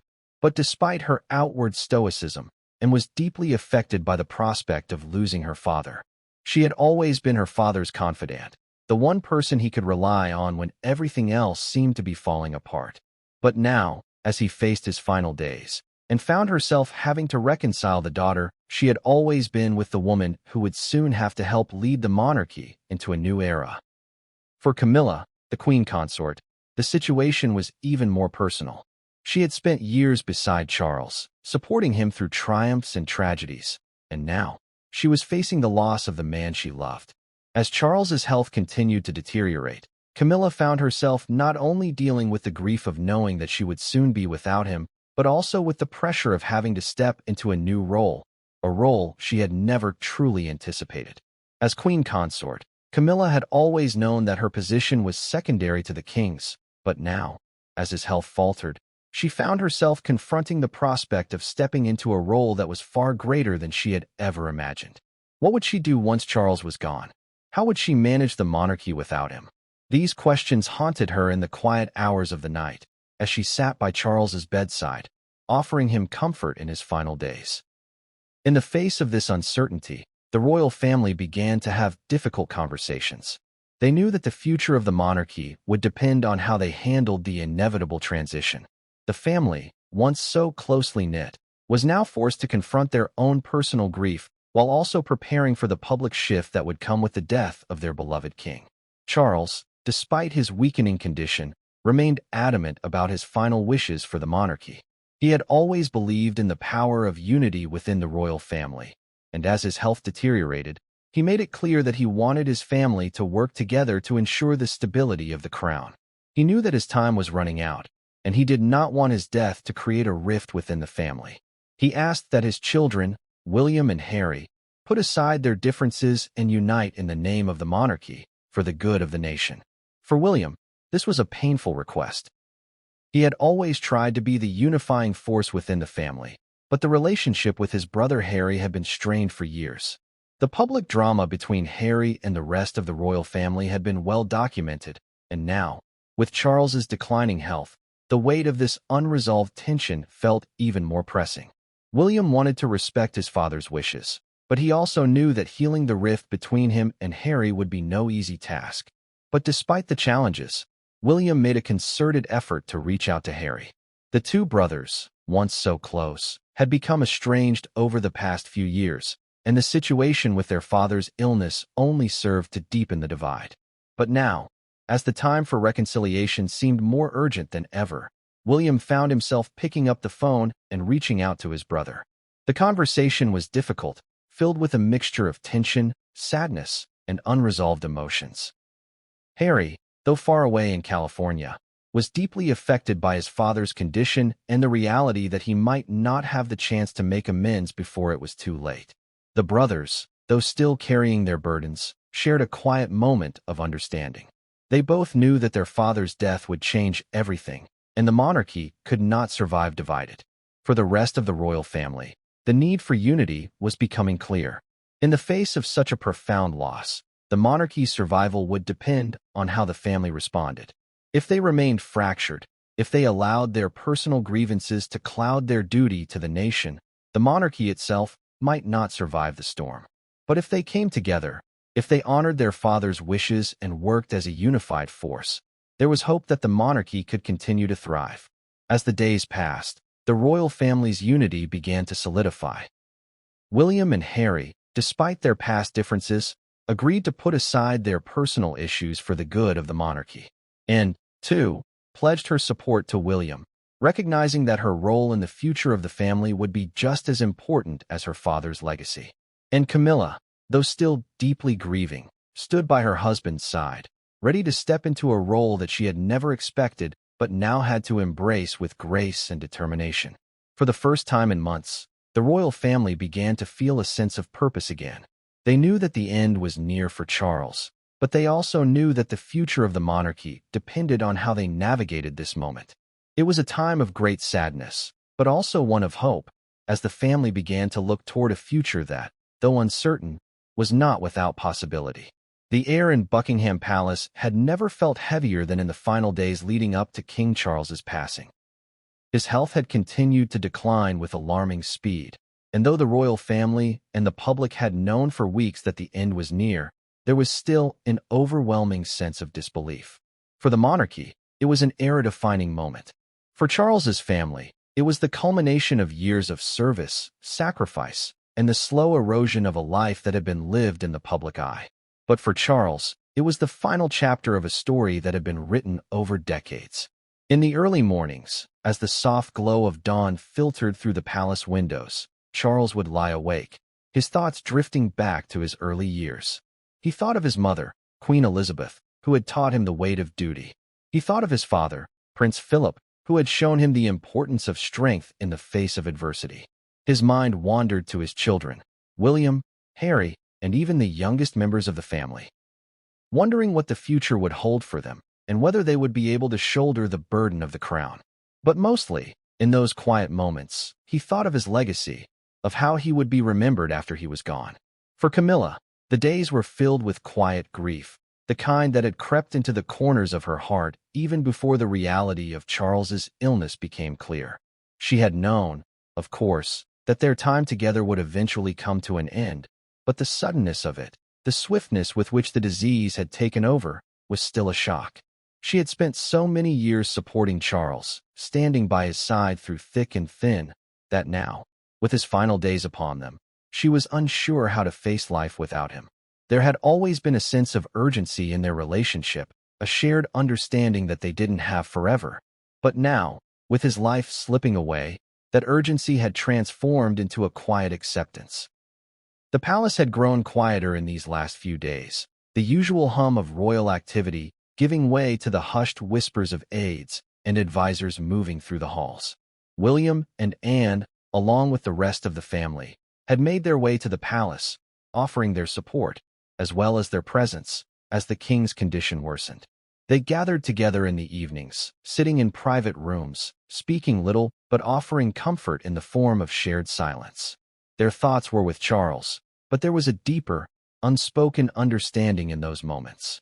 The family, for all its divisions and struggles, knew that their unity was needed more than ever. Harry, too, had made his way back to London, though it had been a struggle for him to reconcile his past with his duty as a son. The public distance between him and the royal family had been well documented, but now, in these final days of his father's life, Harry found himself caught between his desire to be there for his family and the complex feelings that had driven him away from it all. Despite the years of conflict, there was no denying the bond between father and son, and in the quiet moments by his father's bedside, Harry allowed himself to reflect on the relationship they had shared, both the good and the bad.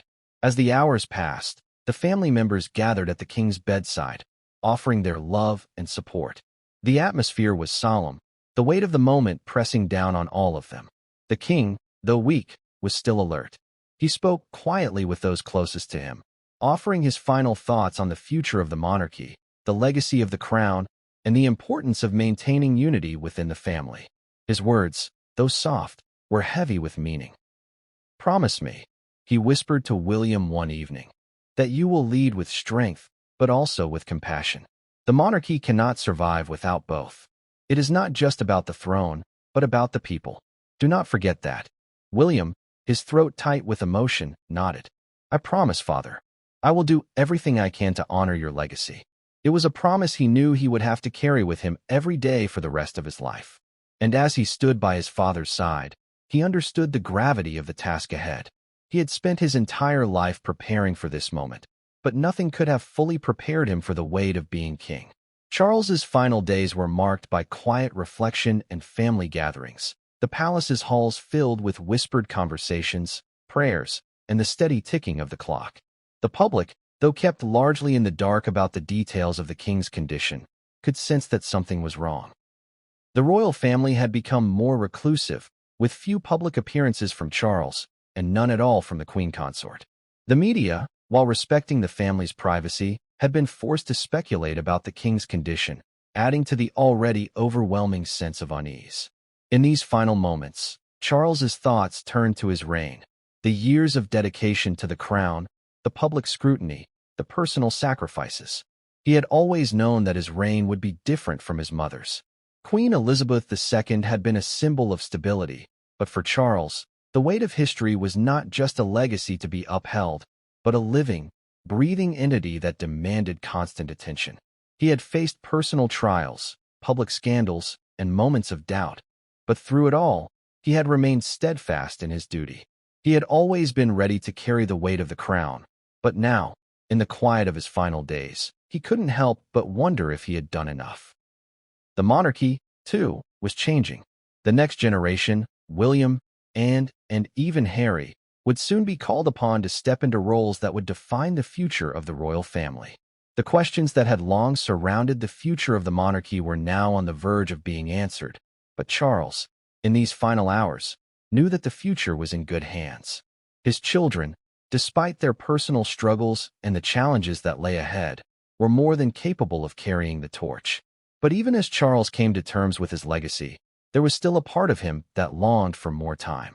Time to make things right. Time to share more moments with his family.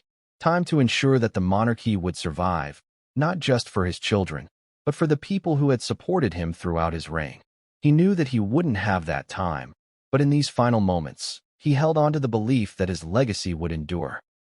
As Charles slipped further into unconsciousness, the royal family gathered once more by his side. The silence in the room was palpable, but there was also a sense of peace. Charles had lived a life of service, and now, in the final moments of that life, he had ensured that his family, his monarchy, would continue. And though the world would soon lose a king, the legacy of his reign would live on in the hearts of those who followed in his footsteps. The moment came quietly, almost imperceptibly, in the early hours of the morning, as the soft, steady rhythm of the palace's heartbeat echoed through the halls. The room where King Charles lay was bathed in the muted glow of the dimly lit lamps, the gentle flicker of candlelight casting long shadows on the walls. Outside, the rain fell steadily, tapping against the windows, a sound that seemed to echo the sorrow that had settled over the family. Charles had been unresponsive for several hours. His breathing had grown shallow, and his once proud frame, now frail and diminished, seemed to barely fill the bed. Camilla sat at his side, her hand gently holding his, as if to reassure herself that he was still with her. Her eyes, though red from the hours of quiet crying, were steady, focused, waiting for the moment she had known would come, but had never truly prepared for. The rest of the royal family had gathered in the adjoining room, their presence a silent reminder of the dynasty that was now on the brink of a monumental shift. William, standing at the window, stared out into the darkened sky, his thoughts racing. He had always known this moment was coming. He had lived his entire life preparing for it. Yet in that moment, he found himself unready for the weight of the responsibility that would soon fall on his shoulders. Princess Anne, her face drawn and tired, sat near the door, her eyes cast downward, her hands folded in her lap. She had always been the steady force in the family, the one who held everything together.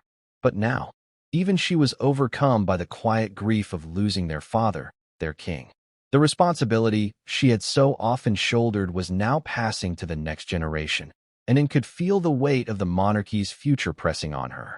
Harry, still struggling with the complex emotions that had kept him at a distance from the family, was the last to enter the room. His face, once filled with anger and frustration, was now marked by the quiet acceptance of a son who had finally come to terms with the fact that he might never have the chance to reconcile fully with his father. His eyes met Camilla's, and she gave him a small, knowing nod. There was no need for words now. What had happened, had happened.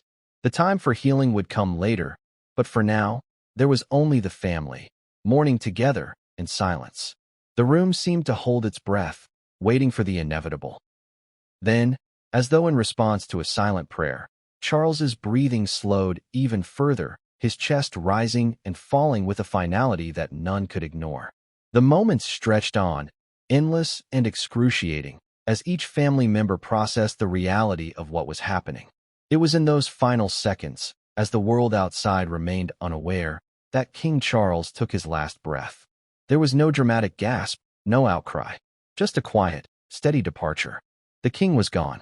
For those who had known him best, for his family who had shared in his triumphs and sorrows, the moment was surreal.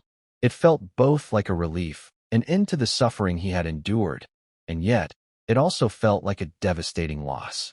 The man who had dedicated his life to the monarchy, the man who had known nothing but duty, was now gone, and the institution he had worked so tirelessly to uphold was left in a state of uncertainty.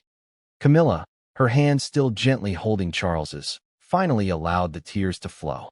She had been so strong, so resolute in the days leading up to this moment. But now, with the death of her husband, the reality of the loss took over. She whispered softly to him, though it was clear he could no longer hear her. The words were more for herself than anything else, a final act of love for the man who had shared her life for so many years. The rest of the family gathered around the bed, each of them quietly taking their turn to say their final goodbyes. There were no grand speeches, no final words of wisdom, just the quiet presence of those who had loved him, those who had shared in the burdens and the joys of royal life. The air was thick with sorrow, but it was also filled with a sense of peace.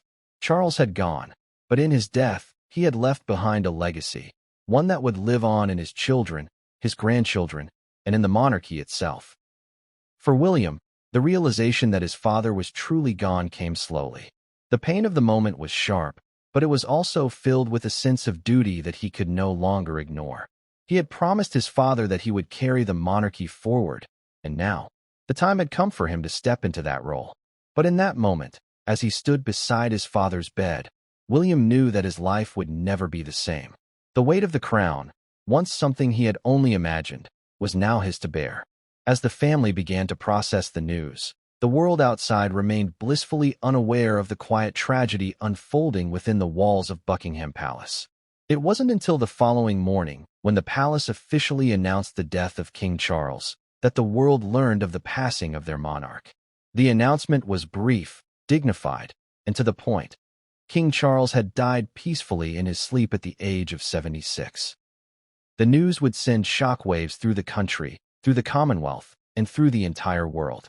The public, though they had been prepared for the news, reacted with a mixture of grief and disbelief. For so many, Charles had been a constant presence in their lives, a figure of stability and continuity. His death marked the end of an era and the beginning of a new chapter for the monarchy. But in the quiet moments that followed, it was clear that this was more than just the death of a king. It was the death of a man who had dedicated everything to his country, his family, and his duty. For his family, the world would continue to turn, but they would never be the same again. The future of the monarchy rested now with William, and though he had been prepared for this moment, he could never have truly understood the weight of what was to come. The finality of Charles's death was more than just the end of an era. It was the beginning of a new one that would forever be defined by the legacy he left behind. The news of King Charles's death sent immediate shockwaves throughout the corridors of Buckingham Palace, echoing far beyond the gilded walls into the homes, hearts, and minds of the entire nation. Yet inside the palace, the reaction was a tapestry of raw, unfiltered emotions, each member of the royal family processing the loss differently, yet all bound by the weight of their shared history and responsibilities. William, now heir apparent, felt the sting of grief mixed with a visceral awareness of duty. The moment the official confirmation came, he retreated into the privacy of his study, a room where decisions of great national importance were often made. Yet today, it was filled with the crushing silence of loss. He stood by the window, staring at the sprawling palace gardens below, where the dew-laden roses shimmered faintly in the morning light. His mind raced through memories. Moments with his father that now seemed more fleeting than ever. Childhood lessons, stern reprimands, quiet words of encouragement. Every memory seemed to demand acknowledgement, and every unresolved tension screamed for reconciliation that would never come. How could he step into the role his father had carried for decades, knowing that Charles's presence, though now absent, had defined the monarchy's stability for generations? Beside him, Catherine sat silently, her hand resting lightly on William's arm. She had always been his anchor, the steady hand that balanced his passion with clarity, and yet even her composed presence was tinged with grief. Her mind wandered to the family they had built together, the children who would grow up without the grandfather who had shaped their father's life. Charlotte, George, and Louis were blissfully unaware, too young to fully grasp the magnitude of the loss, yet even they felt the subtle shift in the household atmosphere. Catherine knew that the coming days would demand public appearances, statements, and ceremonies, but beneath the surface, there would be a private grief that no protocol could contain.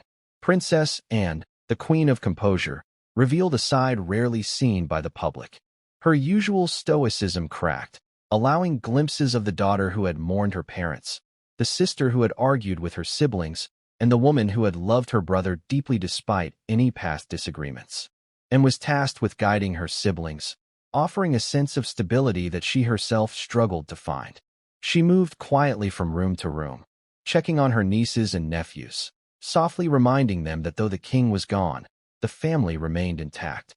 Yet inside, and wrestled with her own emotions, the quiet sorrow of losing a brother she had respected but often challenged, the realization that the monarchy she had defended her entire life now rested on shoulders that may not yet be fully ready. Prince Harry, still distant from the center of power, experienced a tumult of feelings. He had returned to England only weeks prior, hoping for reconciliation, yet now he found himself engulfed in grief mingled with regret. His relationship with his father had been complicated, marked by distance, misunderstanding, and harsh words, yet the finality of death removed all possibility of closure. In his quiet moments, he replayed past arguments, remembered missed opportunities, and the sting of estrangement cut deeper than he anticipated. Standing in a dim hallway of the palace, he realized that grief could not be measured by proximity. Even miles of separation could not shield one from the weight of loss. Camilla, who had stood vigil at Charles's bedside, now emerged into the broader family dynamics with grace tempered by sorrow. She had witnessed the final moments of a man she loved deeply, and while the world might speculate on their relationship, those intimate hours bore no audience. Now, she was tasked with supporting not only the mourning family, but also the transition into a public life that would scrutinize her every action. Her face, though composed, carried the quiet knowledge of what had been lost, and what she now carried forward, the mantle of queen consort, entwined with the shadow of the king's absence. The corridors of Buckingham Palace became a stage of human vulnerability.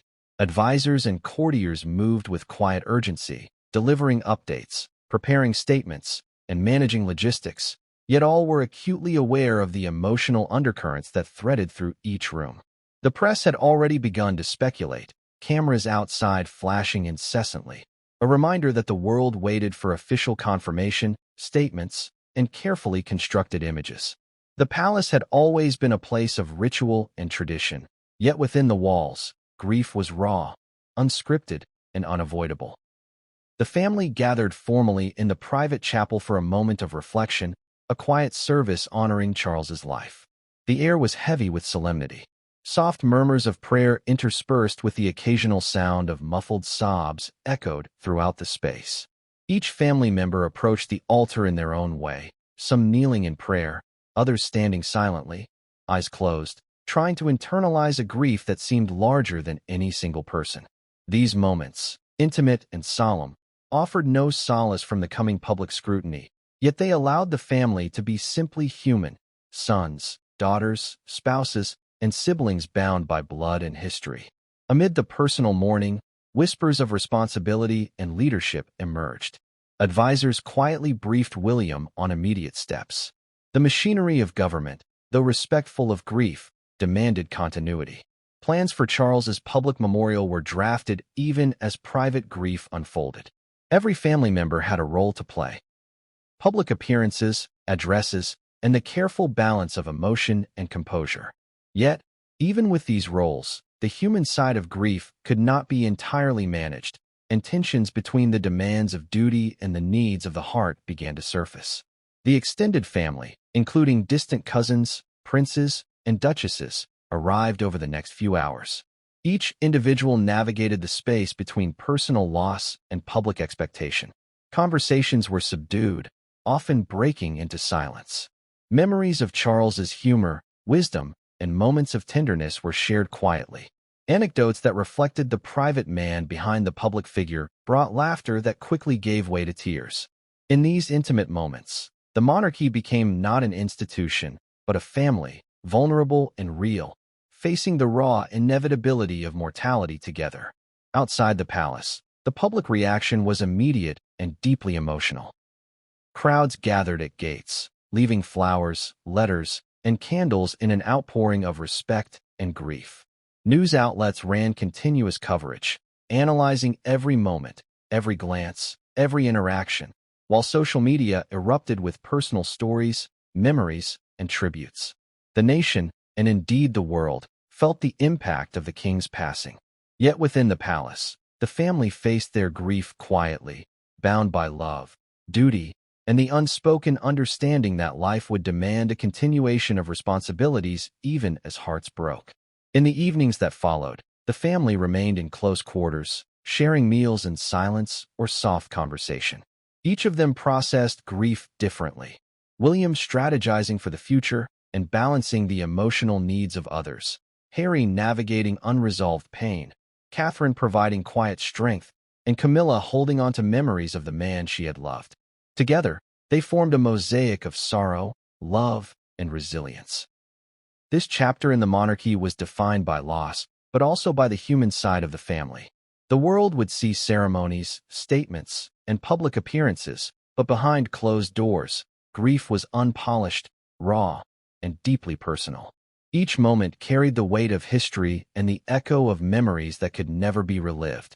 The royal family, now irrevocably changed, would carry this loss into the future, their actions forever shaped by the absence of King Charles.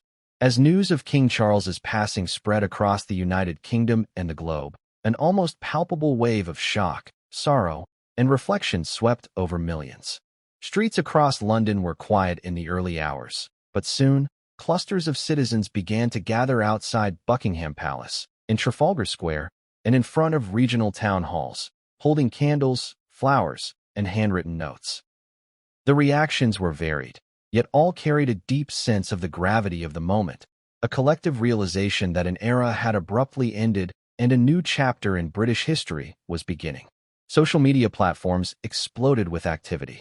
Hashtags dedicated to the late king surged within minutes, with citizens sharing personal memories, historical reflections, and emotional messages.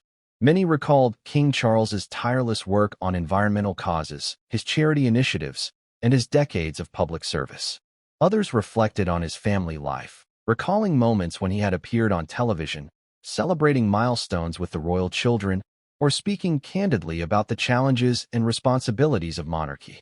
For countless individuals, the news felt intensely personal, as if they had lost a guiding figure in their own lives. Across the United Kingdom, the government quickly responded. Official statements expressed condolences, recognized the king's lifetime of service, and announced an official period of mourning. Flags were lowered to half-mast, parliamentary sessions were adjusted, and national broadcasters interrupted programming to cover the developing story. Prime ministers past and present weighed in, reflecting on the king's contributions to diplomacy, charity, and national unity, while emphasizing the importance of preserving continuity and stability during this transitional period. The reaction was not confined to Britain alone. International leaders, from heads of state to diplomats, offered condolences and reflected on King Charles's role in fostering international relations. Embassies worldwide lowered flags, and public statements acknowledged the profound impact he had on global diplomacy. Social media campaigns amplified tributes, with images of the king engaging in humanitarian missions, visiting disaster zones, or meeting with foreign leaders being shared widely, creating a mosaic of remembrance that transcended borders. Public gatherings outside the palace were filled with poignant moments. Strangers consoled each other silently, holding hands or simply standing together, united by a shared sense of loss. Many left flowers or personal messages, some bringing drawings from children, reflecting on what the king had represented to their generation. While the mood was overwhelmingly somber, there were moments of collective warmth and connection, as the nation's grief created spaces for empathy, solidarity, and mutual understanding. Experts in national psychology and social behavior quickly began analyzing the public's response. Dr. Helen Whitaker, a specialist in collective mourning, noted that the passing of a monarch often triggers a unique societal grief.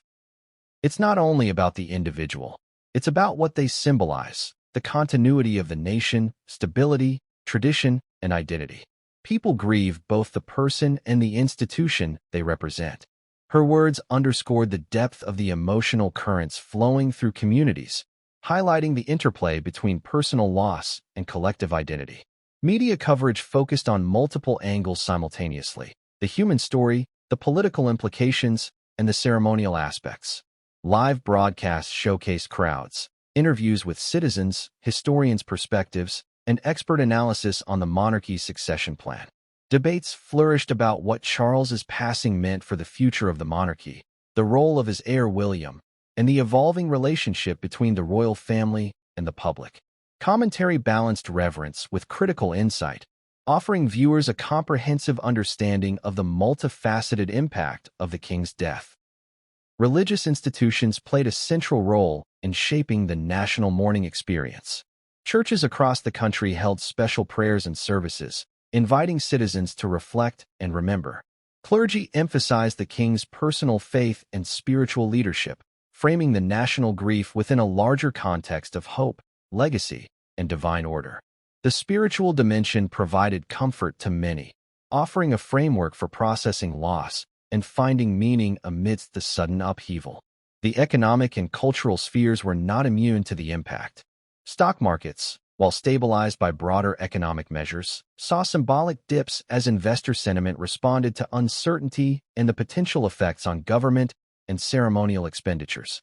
Cultural institutions, from museums to theaters, observed moments of silence, while media companies paused or adjusted programming to honor the period of mourning. Even popular culture, which had often referenced the king, paused briefly, acknowledging the gravity of the situation. Across the nation, conversations about the monarchy intensified. Citizens debated King Charles's achievements, his public image, and the implications of his passing for the royal family. Questions emerged about succession, future leadership, and the role of the monarchy in a rapidly changing society. While many voiced admiration and respect, others reflected critically on the institution's history, its controversies, and the challenges ahead. The dialogue was layered, revealing both affection for the king and broader societal considerations about governance, tradition, and national identity. Internationally, newspapers, news channels, and online platforms highlighted Charles's global influence. Stories chronicled his visits to nations spanning 5 continents, his advocacy for environmental causes, and his efforts to modernize the monarchy. Commentary often juxtaposed public admiration with discussions of criticism, acknowledging both his accomplishments and missteps. The nuanced coverage emphasized the complexity of his legacy, reinforcing the emotional intensity of reactions worldwide. Social scientists noted that the public's mourning was also intertwined with nostalgia. Many older generations recalled formative years under Charles's influence as prince and king, and younger individuals explored historical archives, documentaries, and personal accounts to connect with the man behind the title. This intergenerational engagement reflected a broader societal effort to comprehend and contextualize the king's life, emphasizing the depth and resonance of his presence in national consciousness. The suddenness of the announcement amplified emotional responses. Overnight, news outlets and social media became a digital space for collective mourning, offering individuals a platform to share grief, memories, and reflections. This digital memorialization allowed people who could not physically gather to participate, creating a virtual community united by sorrow and respect. Comments ranged from deeply personal narratives to broader societal observations, each contributing to a mosaic of remembrance that spanned both private and public spheres. As the hours turned into days, the nation prepared for ceremonial observances. Plans for state funerals, official memorials, and public viewing events were carefully drafted. Citizens mobilized to participate respectfully, while local authorities coordinated logistics to ensure safety and accessibility. Volunteers offered support at community centers, churches, and public memorial sites, embodying a spirit of civic solidarity. This convergence of preparation, reflection, and emotional processing highlighted the complex interplay between grief, tradition, and public engagement. Throughout this national response, the royal family continued to navigate private grief alongside public expectation. William, Anne, Harry, Catherine, and Camilla each assumed roles that balanced mourning with the weight of ceremonial duties. Their appearances, speeches, and gestures were closely scrutinized, with each interaction reflecting not only personal emotion, but also the continuity of institutional authority. Behind each public statement lay a deeply personal struggle, revealing the human side of figures often viewed primarily through a lens of power and ceremony. As the nation collectively processed this unprecedented moment, the legacy of King Charles became a central point of reflection. Citizens, historians, and media analysts alike contemplated his contributions to society, his familial relationships, and his broader impact on the monarchy. Debates emerged about how history would remember him, highlighting the interplay between individual achievement, public perception, and the enduring influence of institutional frameworks. The passage of time did little to lessen the intensity of national sentiment. Memorials, articles, documentaries, and social media tributes continued to proliferate, ensuring that the king's presence lingered in public consciousness. For many, this period was both an opportunity for collective mourning and a moment of introspection, a chance to consider the intersection of personal loss, national identity, and historical continuity. In the end, the nation's response underscored a universal truth. The passing of a monarch is never merely a ceremonial event. It resonates deeply, intertwining personal grief with public consciousness, tradition with contemporary reflection, and loss with the hope for continuity. King Charles's legacy, complex and multifaceted, would live on not only in the structures of government and monarchy, but in the hearts and memories of the millions who had witnessed his life, service, and influence.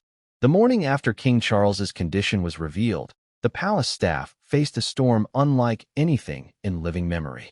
Reports leaked to select media outlets suggested that the king's medical crisis had been far more severe for months than publicly acknowledged. Overnight scans had uncovered aggressive metastasis to multiple organs, a progression that doctors warned could leave him with mere weeks to live. Yet the official statements, carefully curated by palace communications, had painted a picture of routine health checkups, minimizing any concerns. Inside Buckingham Palace, whispers of a cover-up began to circulate. Senior aides, long loyal to the monarchy, admitted privately to journalists and confidants that crucial details about the king's declining health had been withheld from the public.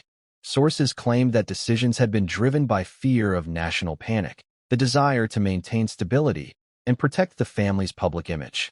Many wondered why such information had been kept secret, while others speculated about the potential consequences for succession planning, government protocols, and public trust. Historians and royal commentators immediately weighed in, comparing the situation to prior instances of concealed royal health crises. Dr. Evelyn Hart, a historian specializing in the British monarchy, explained, "This is not entirely unprecedented. Monarchs have historically kept serious health issues private to avoid undermining public confidence. However, the scale of this concealment, combined with the rapid progression revealed overnight, marks a unique challenge for modern transparency and media scrutiny." Her words highlighted the tension between tradition and the expectations of contemporary society, emphasizing the high stakes of secrecy in an age of global news cycles. The implications of the cover-up were enormous. Members of the royal family were reportedly divided over how much to disclose, with some advocating for full transparency and others urging discretion to prevent mass anxiety. Advisors suggested that public knowledge of the king's critical state could destabilize markets, influence political dynamics, and trigger international concern. Meanwhile, the public remained largely unaware, continuing to follow the monarchy's daily appearances, unaware of the private crisis unfolding behind palace walls.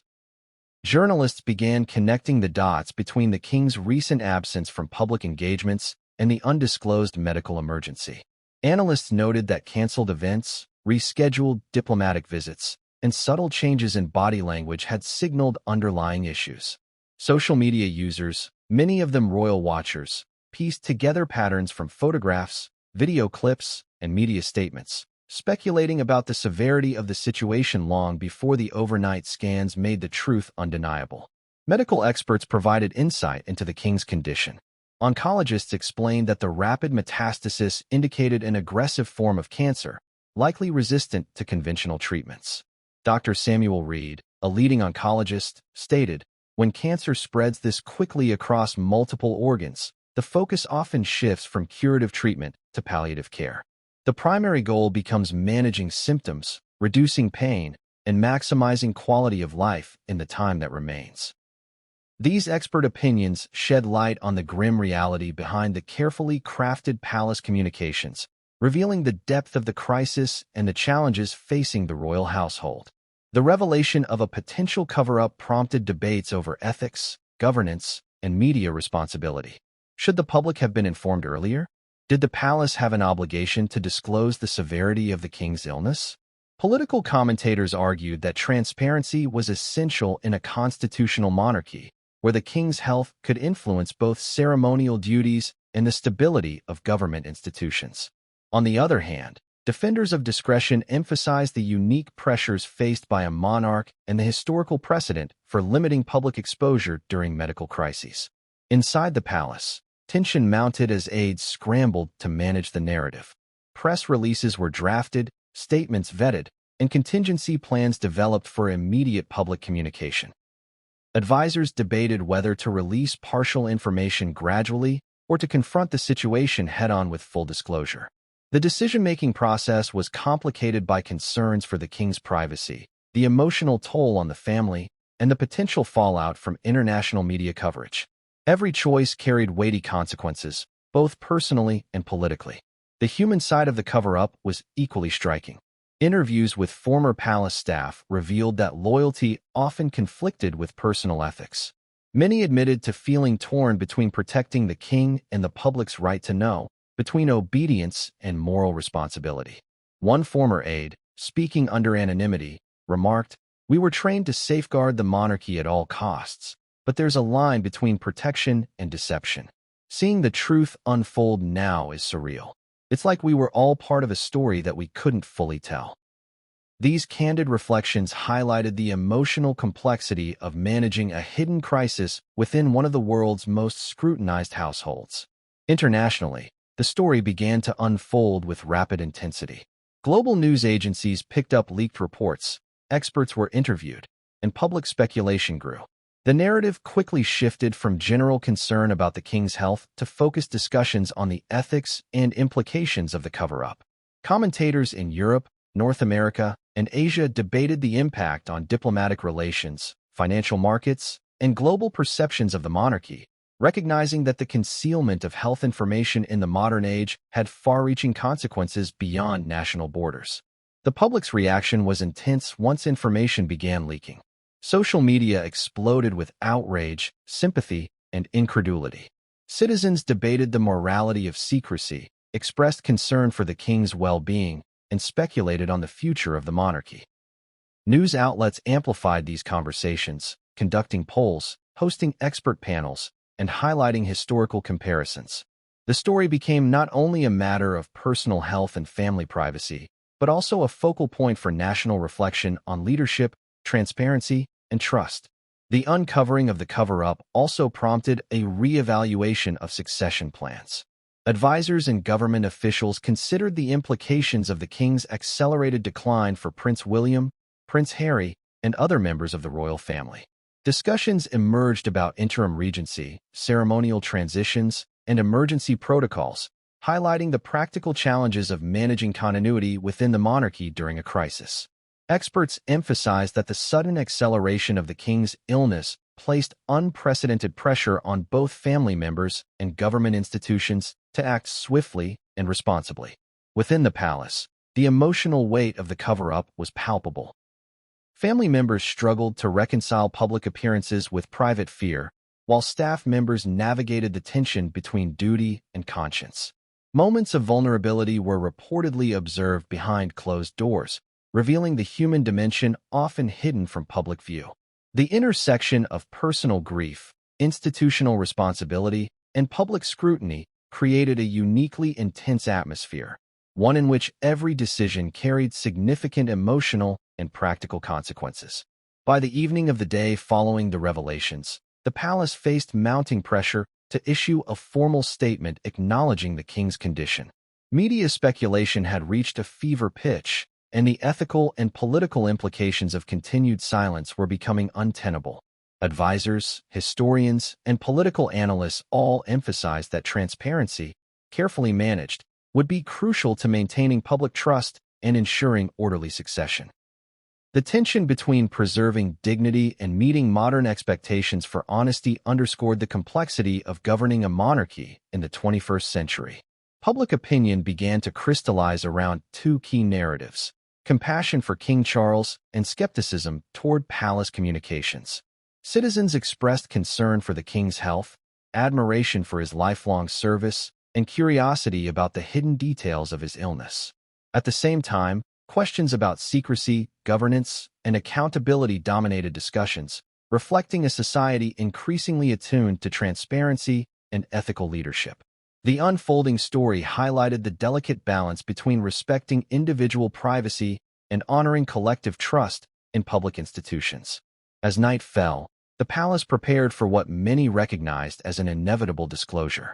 Advisors coordinated messaging, medical experts prepared statements, and senior family members rehearsed public remarks.